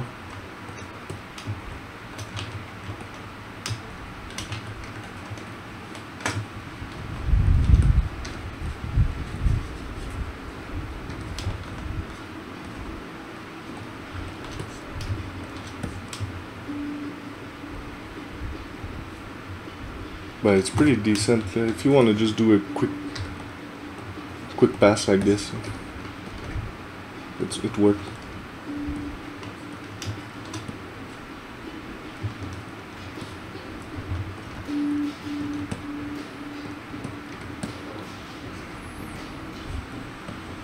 Okay, I'm just gonna finish this here, and that's gonna be good. I think I'm just gonna save this on my desktop quickly, because I don't want to lose this.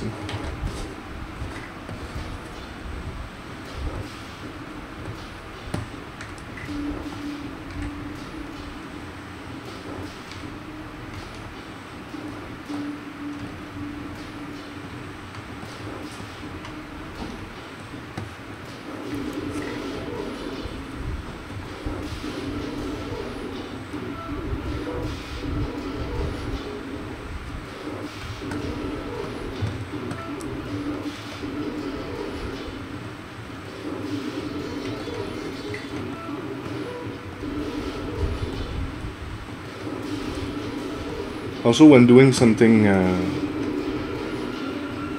mechanical like this, that has no really deformations, that won't be deformed if we do a rig, the putting triangles doesn't really matter, and that's a bad habit, an habit I have, not to put any triangles on this.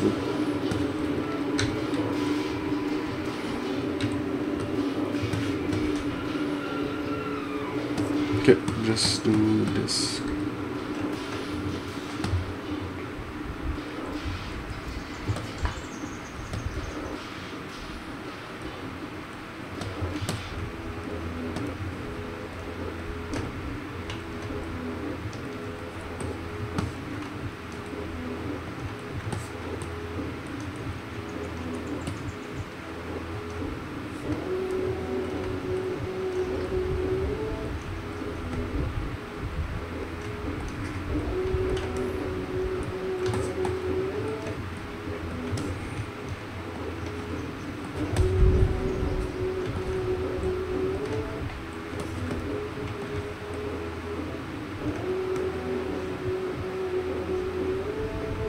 And I think also when I'm gonna produce the mesh, it's gonna make a thickness automatically, so I don't really have to worry about this. So yeah, I think this is fine. I won't do this side. Should I? Maybe I should do it again. Just let's do this quickly.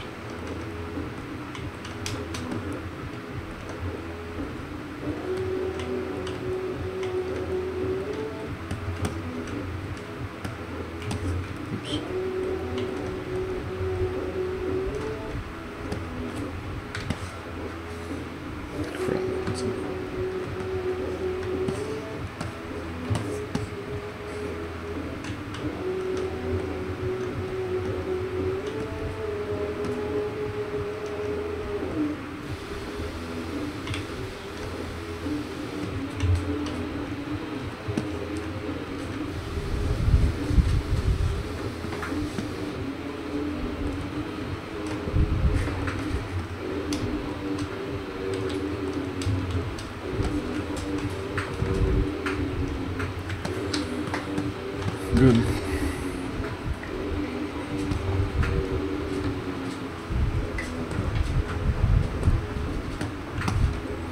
So now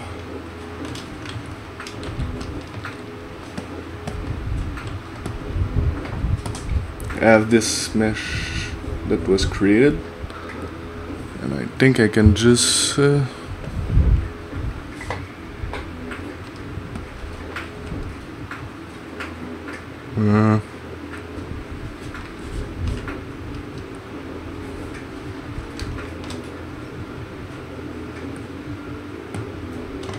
I don't even remember how to usually there was the make polymesh 3D that was working. No.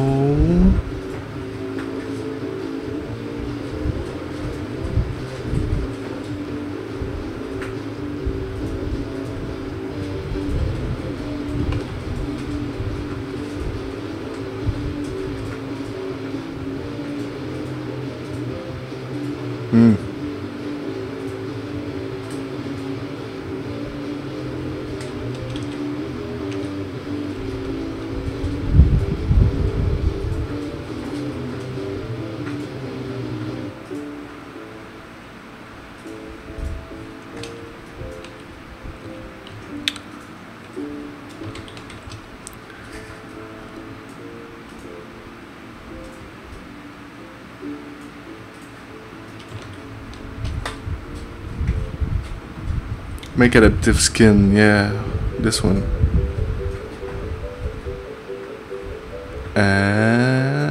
There it is. Oh no, it's dynamished. Is it me or I hope it's not broken, because the adaptive skin. Yeah, that's it. Okay, you have to put the dynamesh resolution. That's new, I think, because now you can create ZSphere and it's gonna be straight to dynamesh. And I guess if you put it to 0, it's gonna make it. Yeah, that's because it's brand new. So now, okay, now I have it. So as you see, if I smooth this, it's very not good. So I'm just gonna bring my shape here as reference.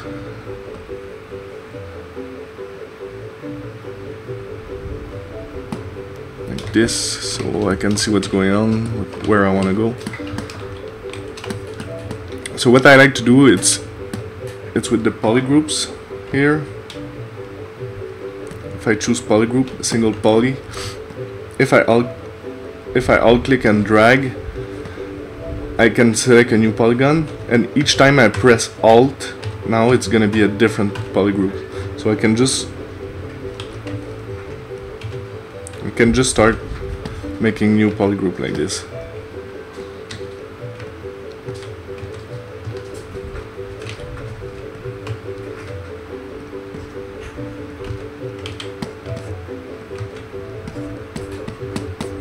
This guy. So what's gonna happen after is I can clean it like this, just make sure everything is straight and nice from every angle. I can go in and crease by polygroup. So now this is getting creased, and then after the crease by polygroup, I can go in and put my creasing subdivision level lower, so I get this more smoothing crease.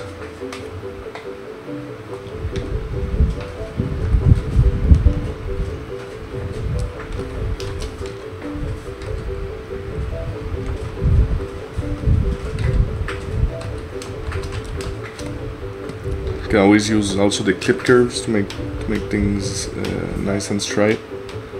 So just move them a little bit forward like this and then clip it.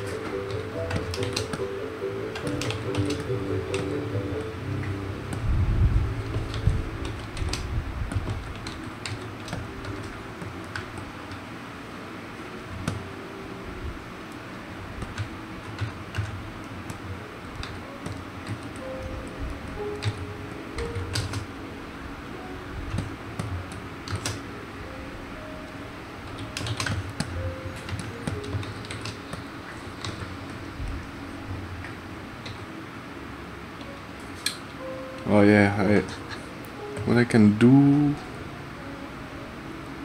I used to put a shortcut on my creasing, crease by polygroup, but anyway.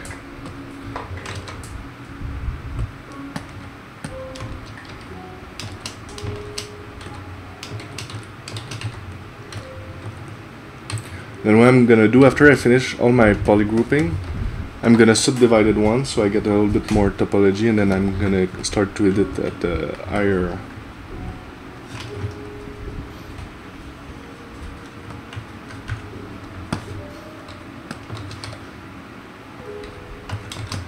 You see, it's starting to get pretty decent and clean.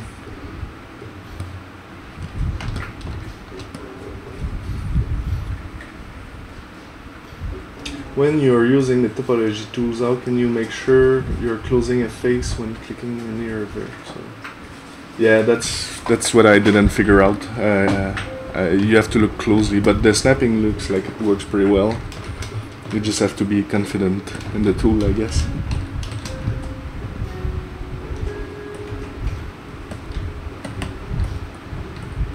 Maybe there's other ways, but you can always, yeah. It's because what I didn't know. It's because I was using the Dynamesh here, like, but to preview this, it's A, like the keyboard, the keyboard shortcut A. And if you go into adaptive skin, and if you put the Dynamesh to 0, now you can preview it with the polygons here, and then you can put the density lower. So if you go into topology and then edit your topo. Oh shit! It just crashed. Fuck.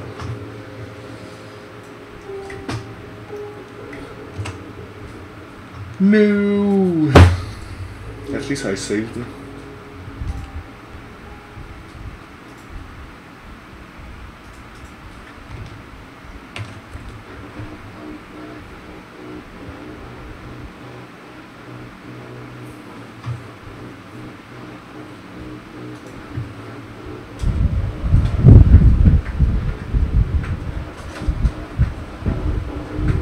I think that's an old quick save. It's good to know. I can. I think I'm gonna try to reproduce it later on. The bug. No worry. Okay, now you see sometimes you open ZBrush and the UI doesn't come back after a crash, so you just go in config and then restore custom UI. Now the UIs come back, my shortcut come back. At least I saved. I think it's Sci-Fi girl here. I'm just gonna have to redo the polygroups, not that bad. So yeah, as I was saying, if you go into topology, edit topology here.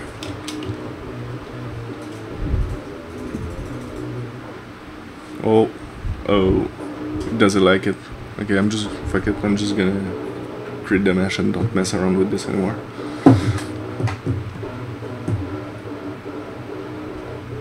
Yeah, it's very random. Huh? That's very random.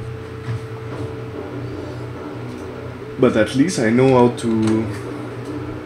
I have the files to reproduce the bug, so I might be able to send this to Paul so he can put a patch to resolve those crash.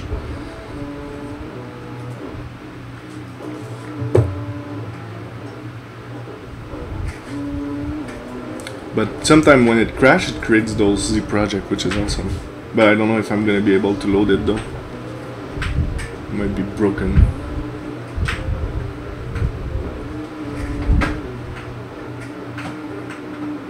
Feels bad, man. Bon, let's do it. Adaptive skin 0. Make adaptive skin.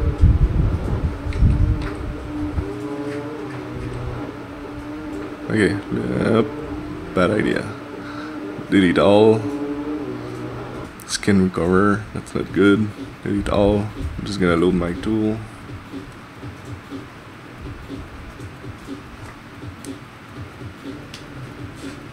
Redo this.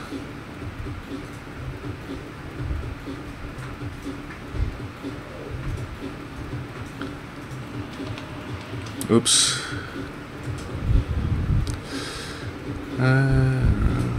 Sorry about this. Adaptive skin density 1. Make adaptive skin. Well, there we go. I'm gonna save this and restart my polygroups.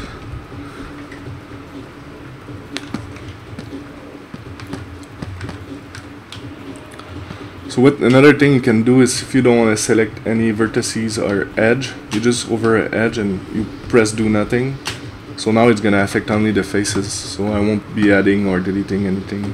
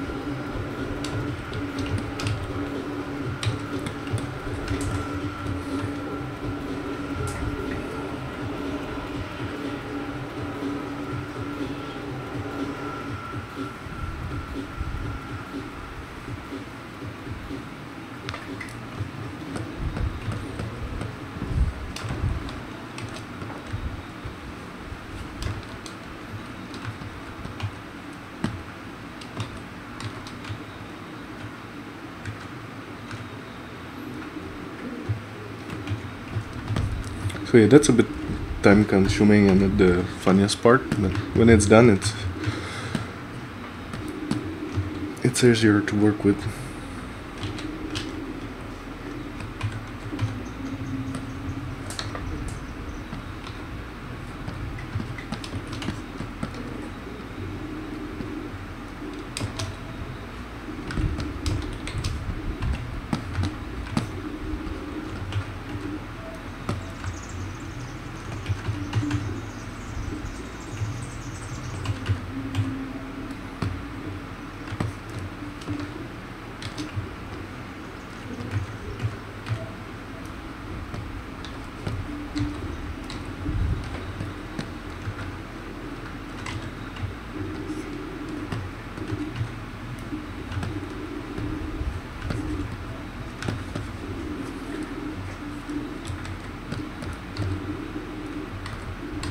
And also you can always go on the edge and use the crease by edge too, if you just want to do some creasing like this.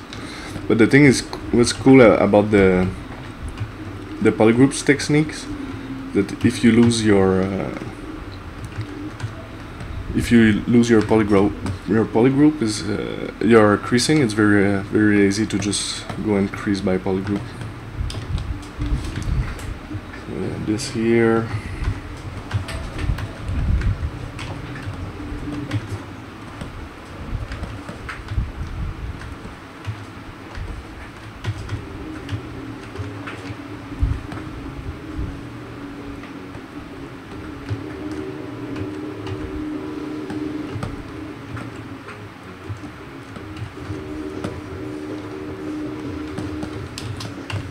Yeah, it's starting to take shape a little bit. This one I'm just gonna build another primitive on top of here, so I can always put a polygroup.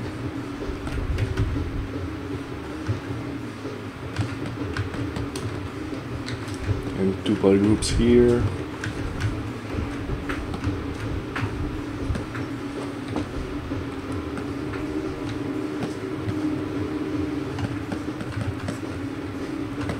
Almost done.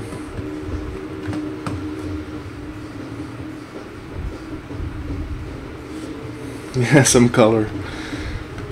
Yeah, the Z-modeler, but it takes some time to get used to it, but it's pretty cool. Me, I don't go back into 3D software now.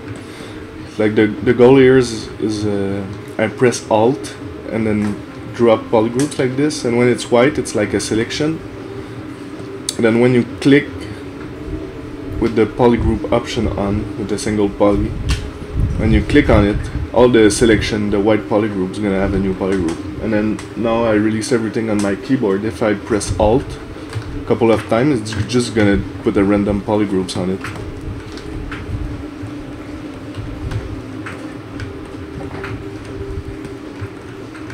It's a bit tricky sometimes, but it works. When it's just one polygon, you're not obliged to do the selection before.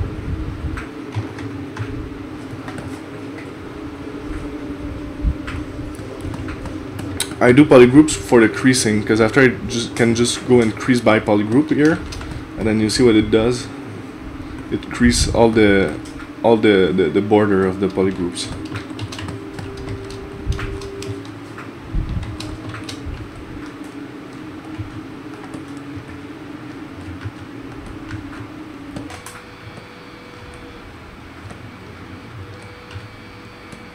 Then after I'm gonna clean everything.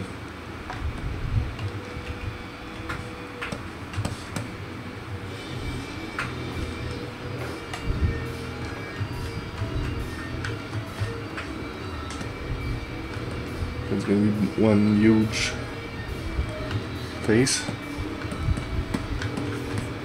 And this one here. I'm redoing it just to be sure there's no other blue.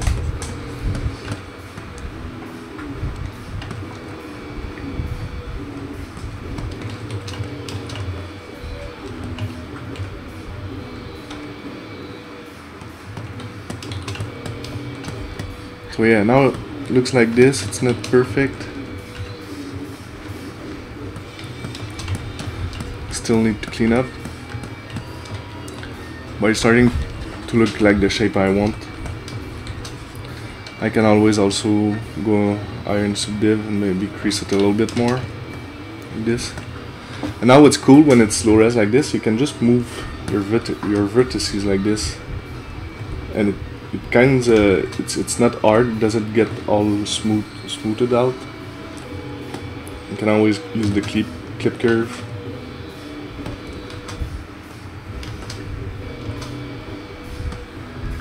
Like this, so it's very clean. You can just go like this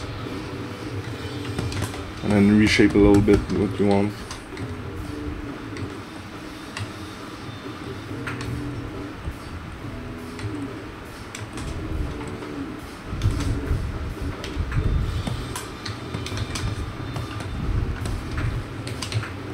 be sure that all the lines are straight in all the angles as much as possible. Doesn't have to be mathematically correct, like planar and stuff, but just the more straight and clean the lines are, the better it's gonna look when it's subdivided.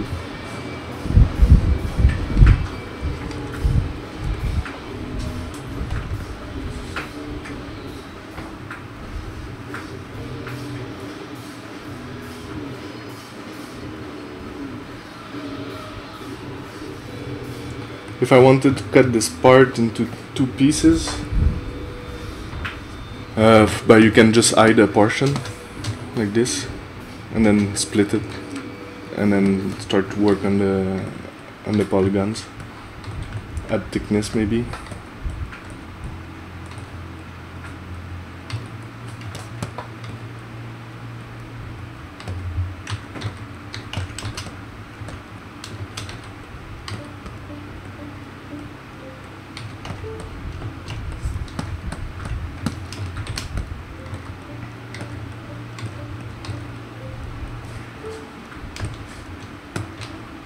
You can always do what's cool with the polygroups, so you can isolate them and then just be sure they're clean.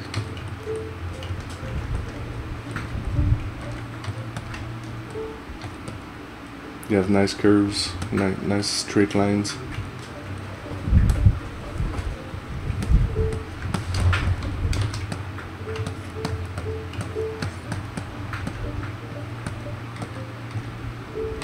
You can always work with the subdiv on too.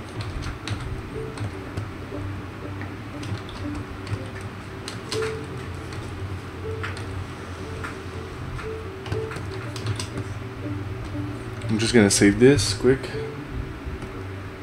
Yes. I'm gonna try something very not cool. Yes. And then crease by polygroup. So this is Eden, so I don't really care. That was the close all feature, so it just creates some triangles there, but since I'm creasing, it's not really bad.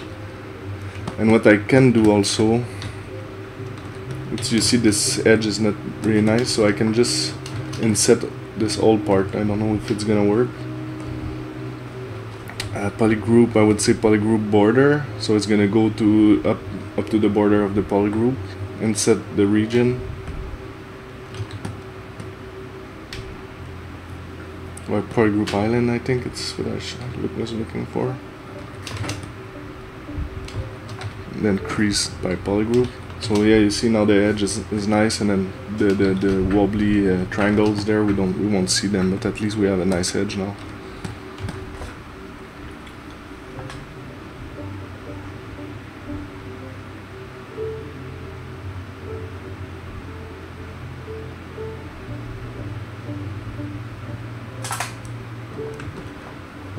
Now I don't know about the nano mesh stuff. I didn't use it since a while, so I'm sorry.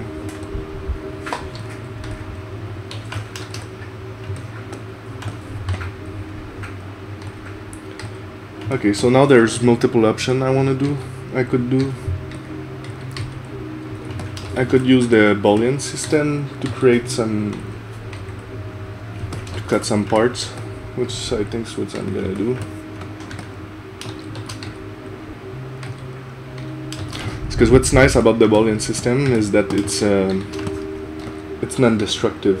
You can, if you don't like it, you can just go and edit it, or if you move stuff around, it won't break. It's gonna always stay. It's gonna always stay clean.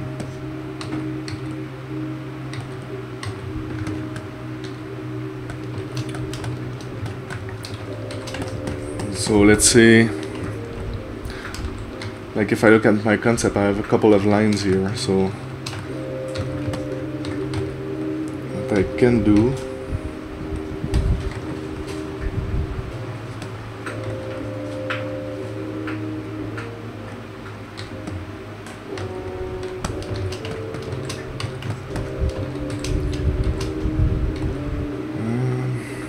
I'm gonna duplicate my shape here, create one polygroups for all,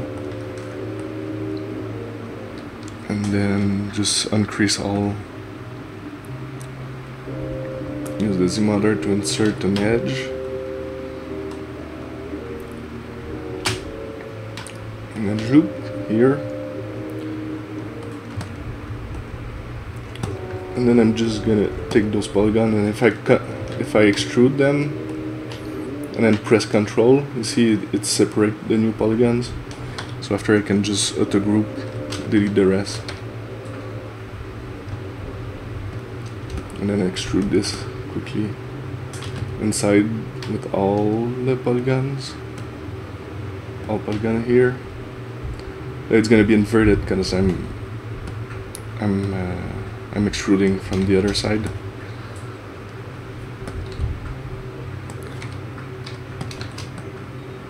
So here I can crease by polygroup, get this shape, and then I can crease this edge loop here, this edge loop, and then I can crease this.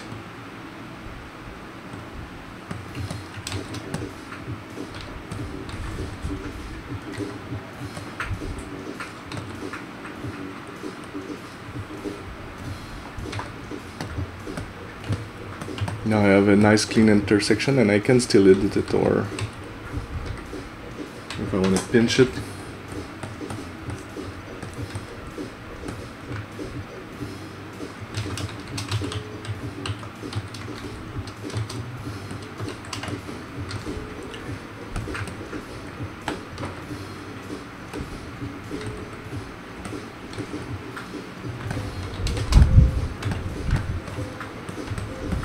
So yeah, I can start adding lines this way. There's multiple ways I could do this.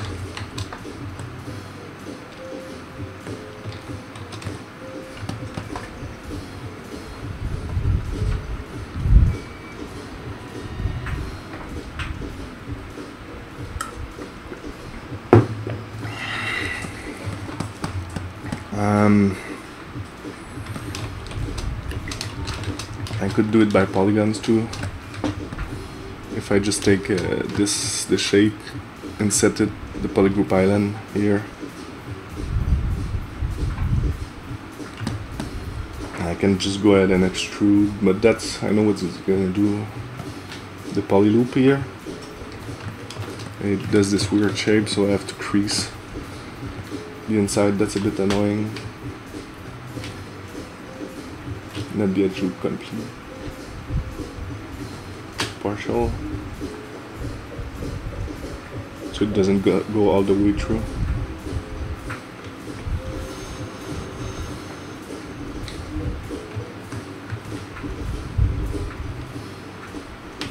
And then I can crease faces too. If I just click on those two faces, it's gonna crease them, and then remove the crease on that edge. So now I have this shape here.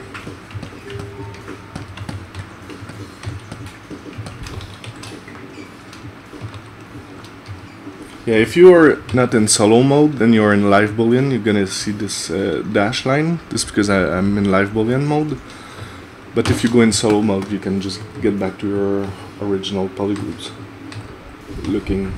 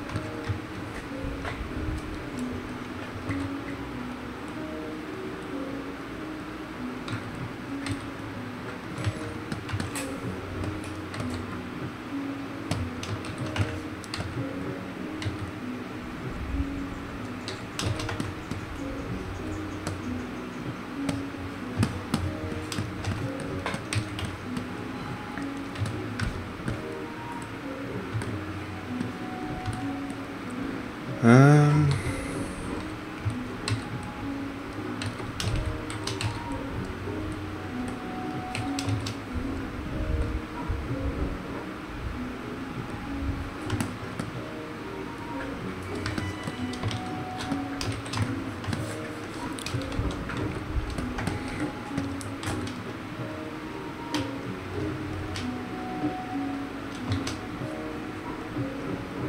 I want to add an extra inset here, extrude, single poly.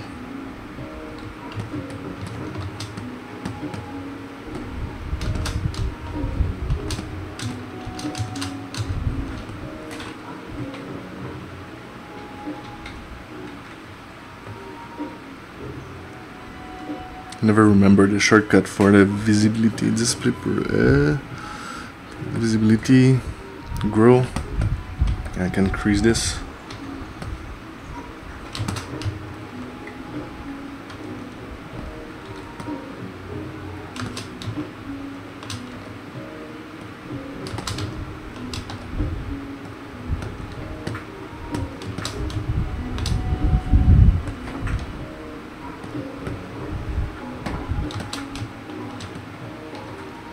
Increase this, and then we can increase this.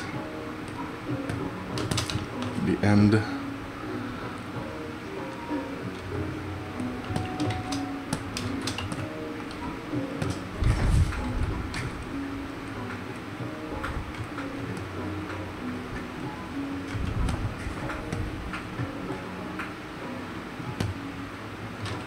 You can do pretty cool stuff with the just playing around like this.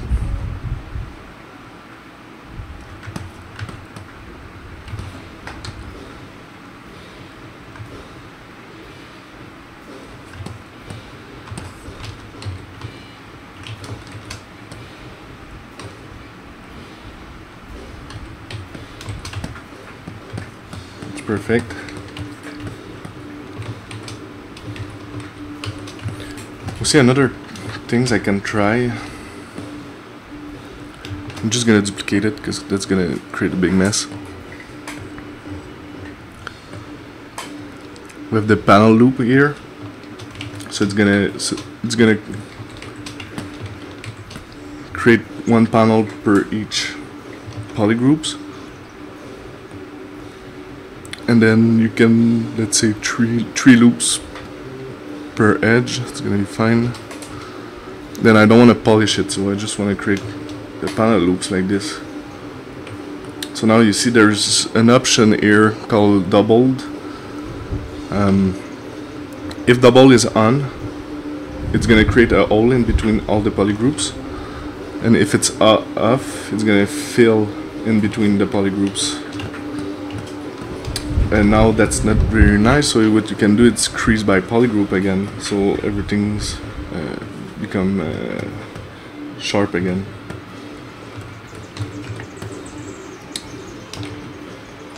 But the things that I don't really want, this looking like this, so what I can do is go in auto group, and since it's one part, I'm just gonna redo it. What I wanted is the double one, so I can crease by polygroup, and then I can auto group, and now I can just split this part, for example.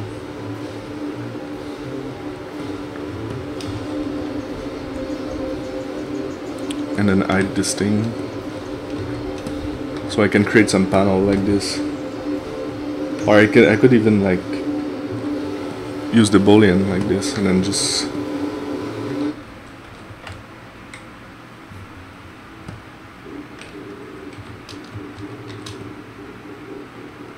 you can scale it.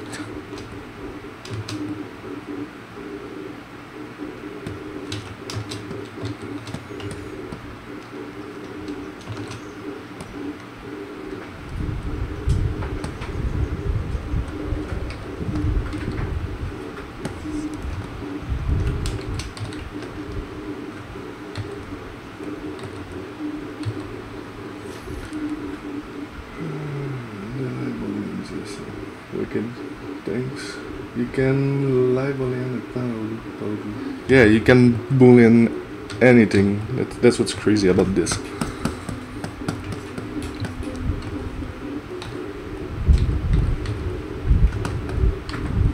And then the cool thing is I can just duplicate this thing and not use it as Boolean, and then just insert it like this.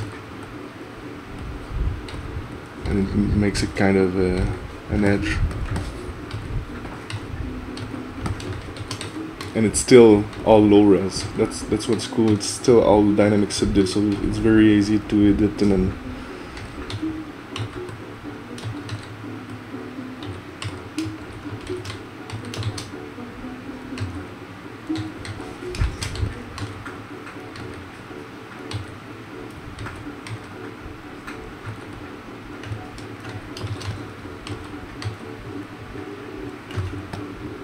so it makes a nice little panel like this.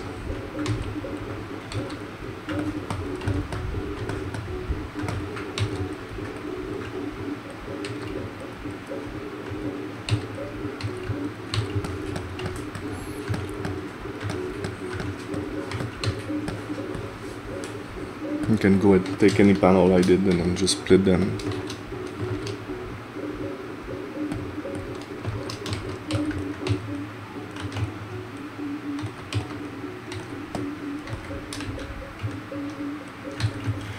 There's one thing you need to know about the Boolean system is that, you know, when you alt click a tool, usually it's highlighted, and it's more it's a bit more clear. But when you have the live Boolean options turned on, you don't have this feature anymore. So just so you see how it highlights the different parts.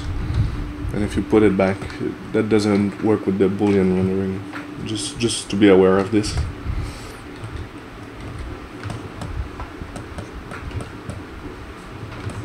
So yeah, here it's a panel. I can go and add some bolts to this panel. I'm gonna save this.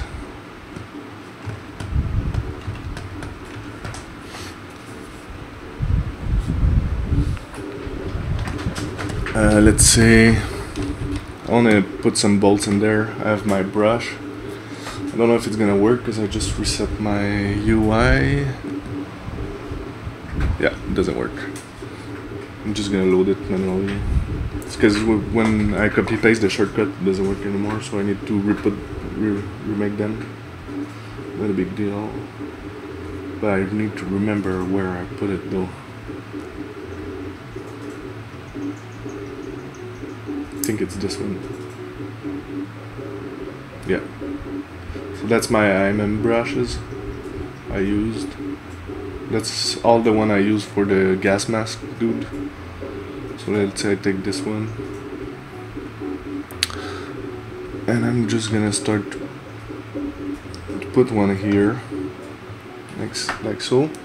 But now the depth is perfectly aligned to the surface, so I just need to put it a little bit inside. And now I can go in and split hidden those parts and then just put it under here. But the cool thing with this is it's still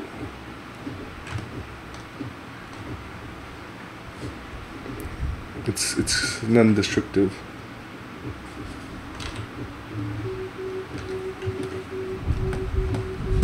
That's maybe a bit smaller. I'm just gonna scale it.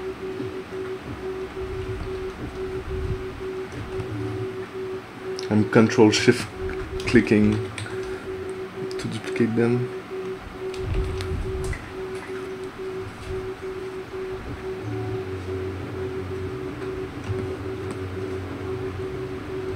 I hate this bundle. I can show you after if you want. It's the Sci-Fi girl. It's still the Sci-Fi girl that I have in all my streams. But I'm doing the pocket right now. This pocket here. So that's the girl here. And I did a Dynamesh earlier of this pocket, and now I'm polishing it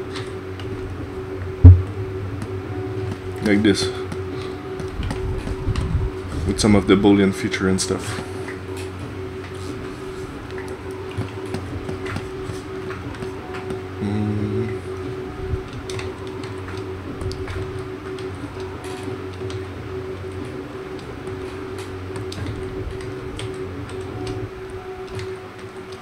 Where's my concept? Tickets. Probably this one. Yeah, I can do this little thing here.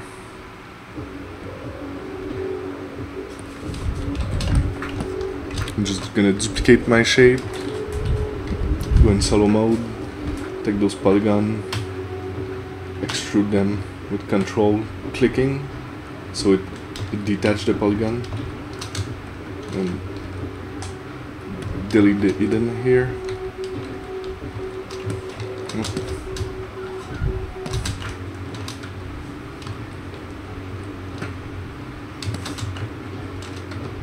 Delete in.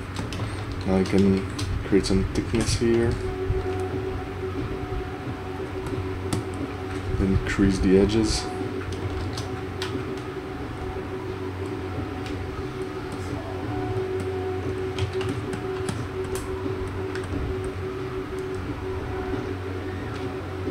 Thanks, man. Thanks, this Mondo. It's a hobby. Yeah, I do this in my streams. I find the stream is a very motivating, very motivating for me to create some work. Otherwise, I don't do it, or a little bit. But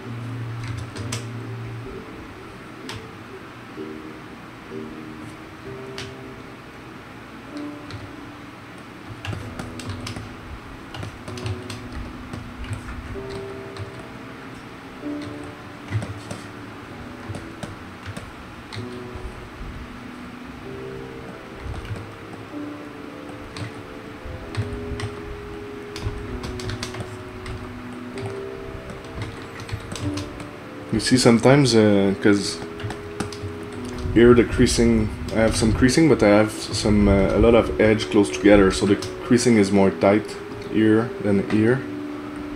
That's because I have more edges there. So what I can do, is start to insert some more edges. So you see it help would support the creasing a little bit.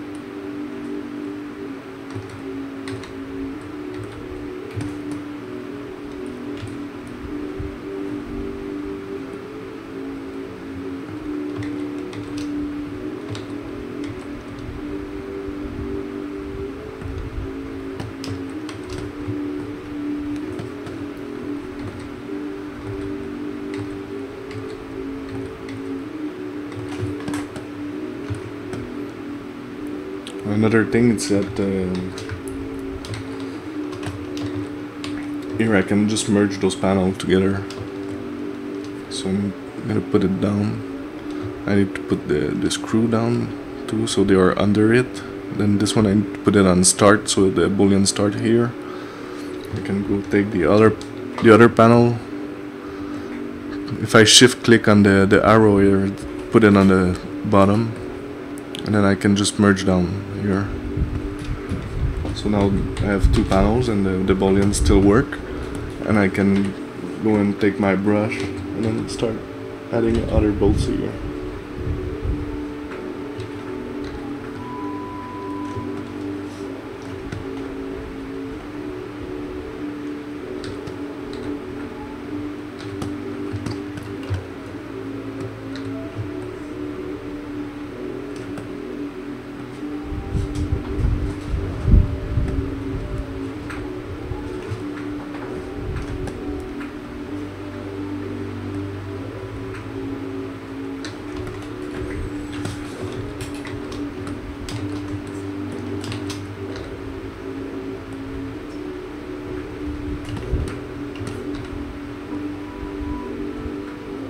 And also when I did this IMM brush, I tried to use the dynamic subdivision as much as possible, so it's very low in polygon. I don't get like super dense mesh.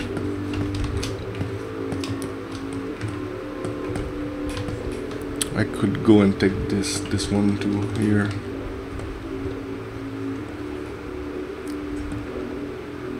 Merge it down.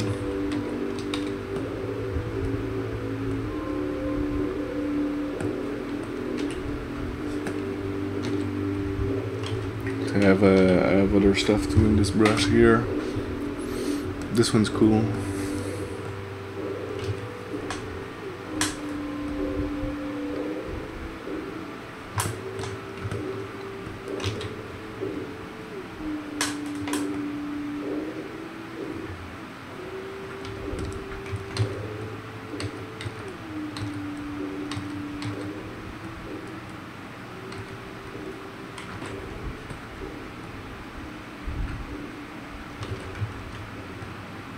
Another cool thing I like with I use a lot with the Boolean.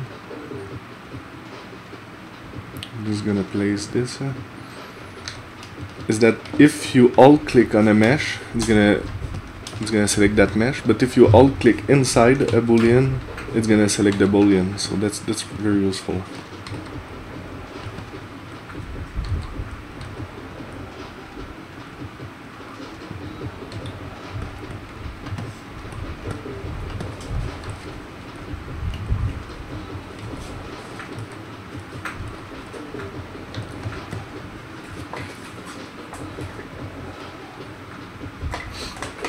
Thanks, Desmondol.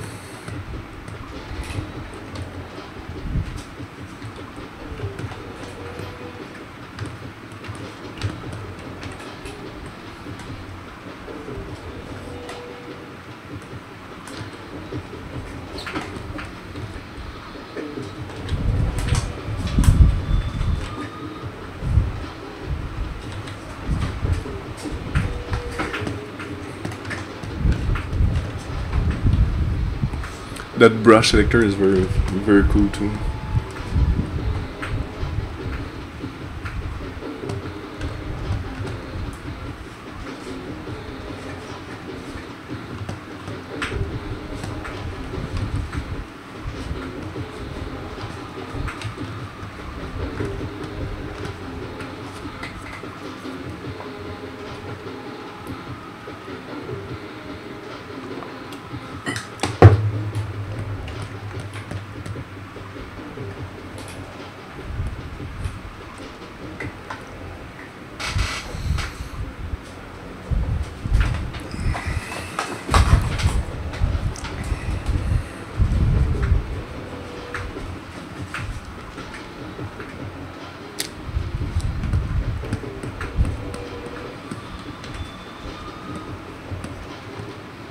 I think this.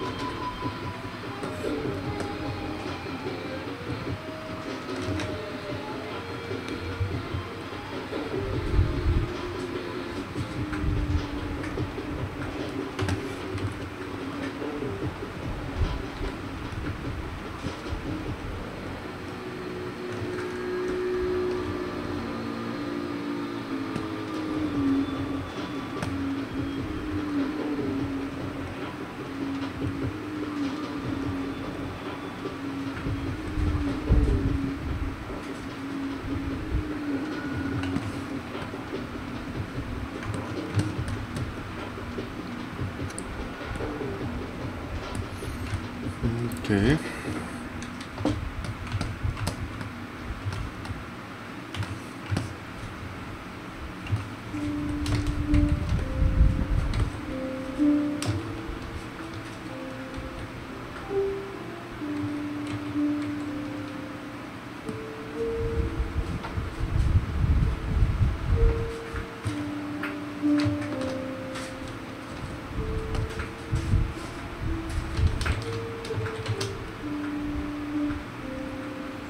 I'm just gonna create some quick shape here.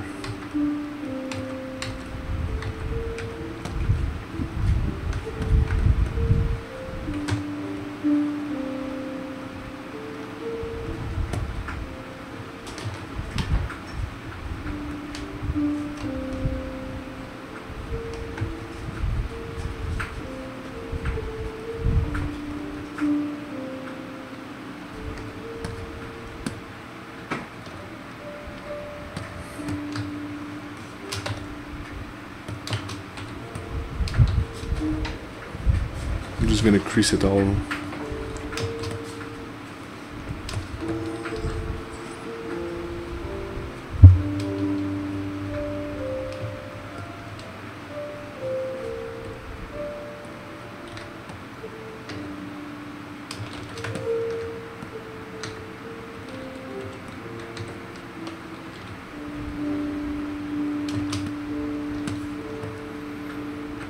So we can make those two panels here like this.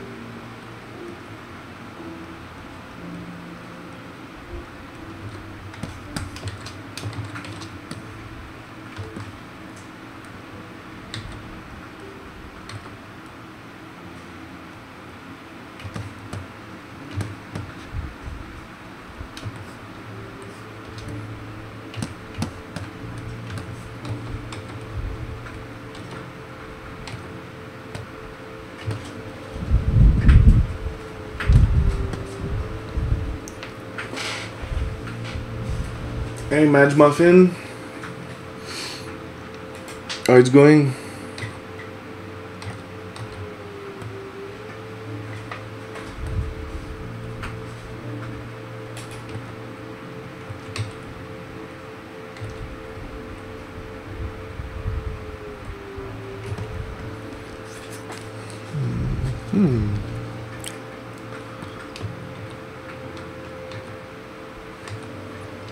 There's one thing I wanted to do here. It's the panel door. That's like the opening to open the kind of pocket.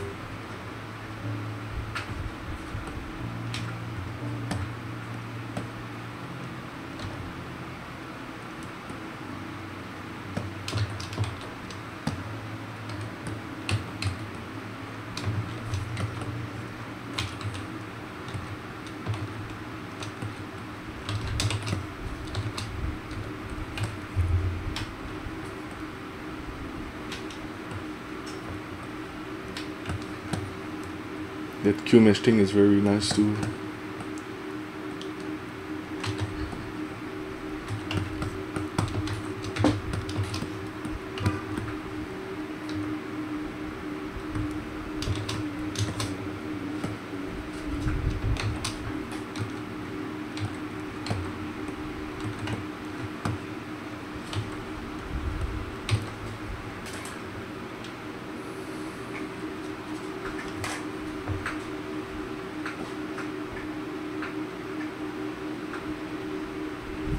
Maybe try with the Q mesh for your extrude.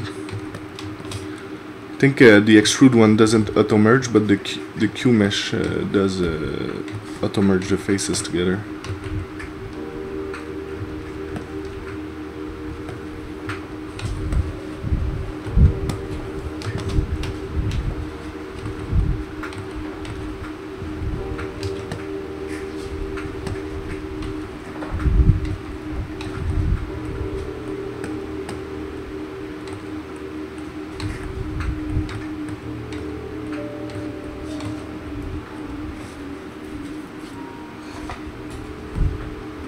Okay, I don't know if I think I need to see. I need to see it.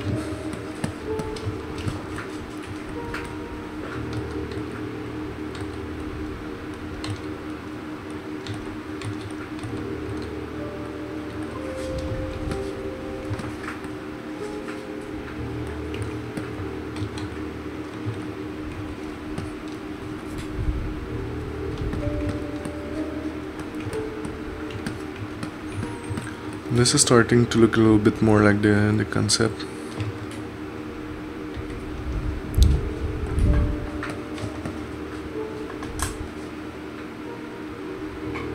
Alright, the hook teddy. This is the one of the pouch for this girl. Here is the concept I did before. Now I'm refining it. That's the girl here. I'm just working on a separate subtool, and then I'm gonna bring everything together after.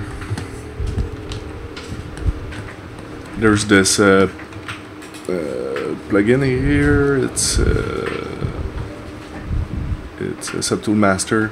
You can multi-appen. So if I save this tool, I'm gonna be able to appen it back to the full model.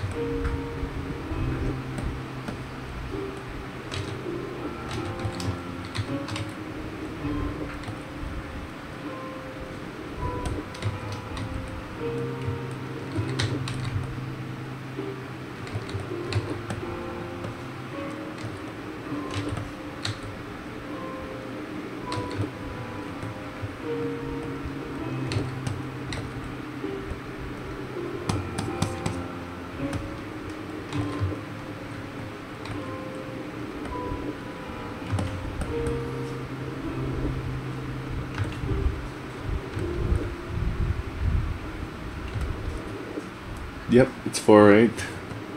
I customized a little bit the UI, the color.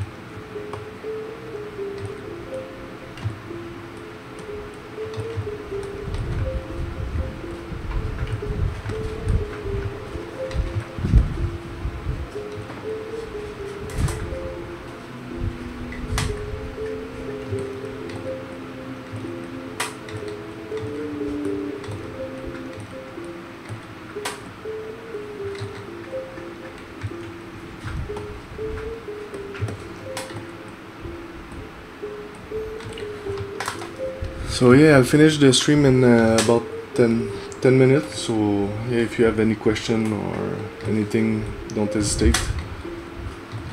If you want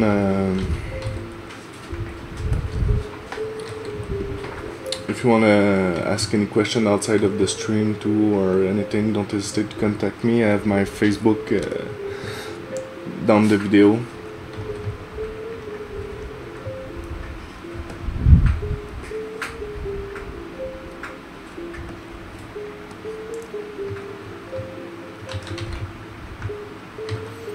I think there's gonna be Shane Olsen who's gonna do a stream after me tonight. So be sure to go and say hello.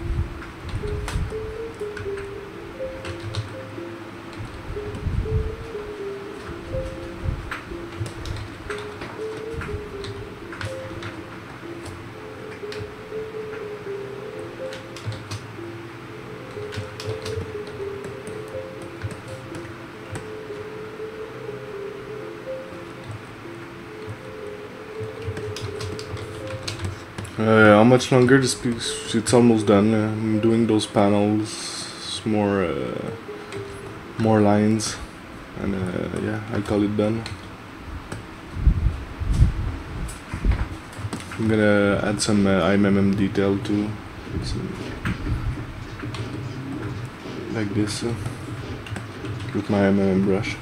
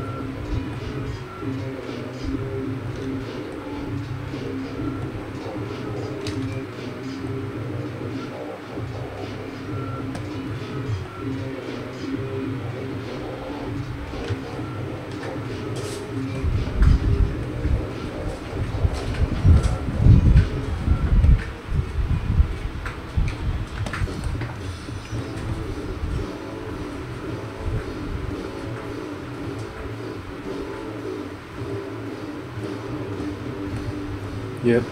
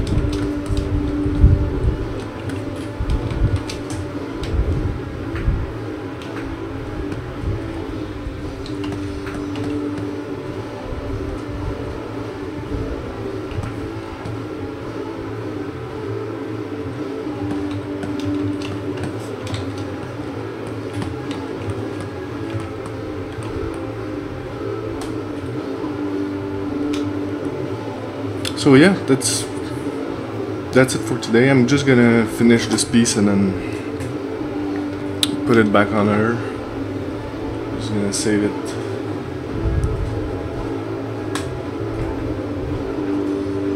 What I usually do is I put a folder within my project for individual pieces. So I could call this one pouch A. And then yeah, just so if we check at the concept, maybe add one or two lines, panels and stuff. Everything is there. It's starting to be there at least. Just maybe add some lines in there. I can always subdivide it and then add those stuff too. Because the Boolean works with everything. That's what's nice with it. So yeah. Thank you for watching the stream, and I'll be streaming next month. I do stream like once a month. Later on there's gonna be Shane Olson, I think, today, so don't miss him. And yeah, thanks for watching me and see you next time. Ciao.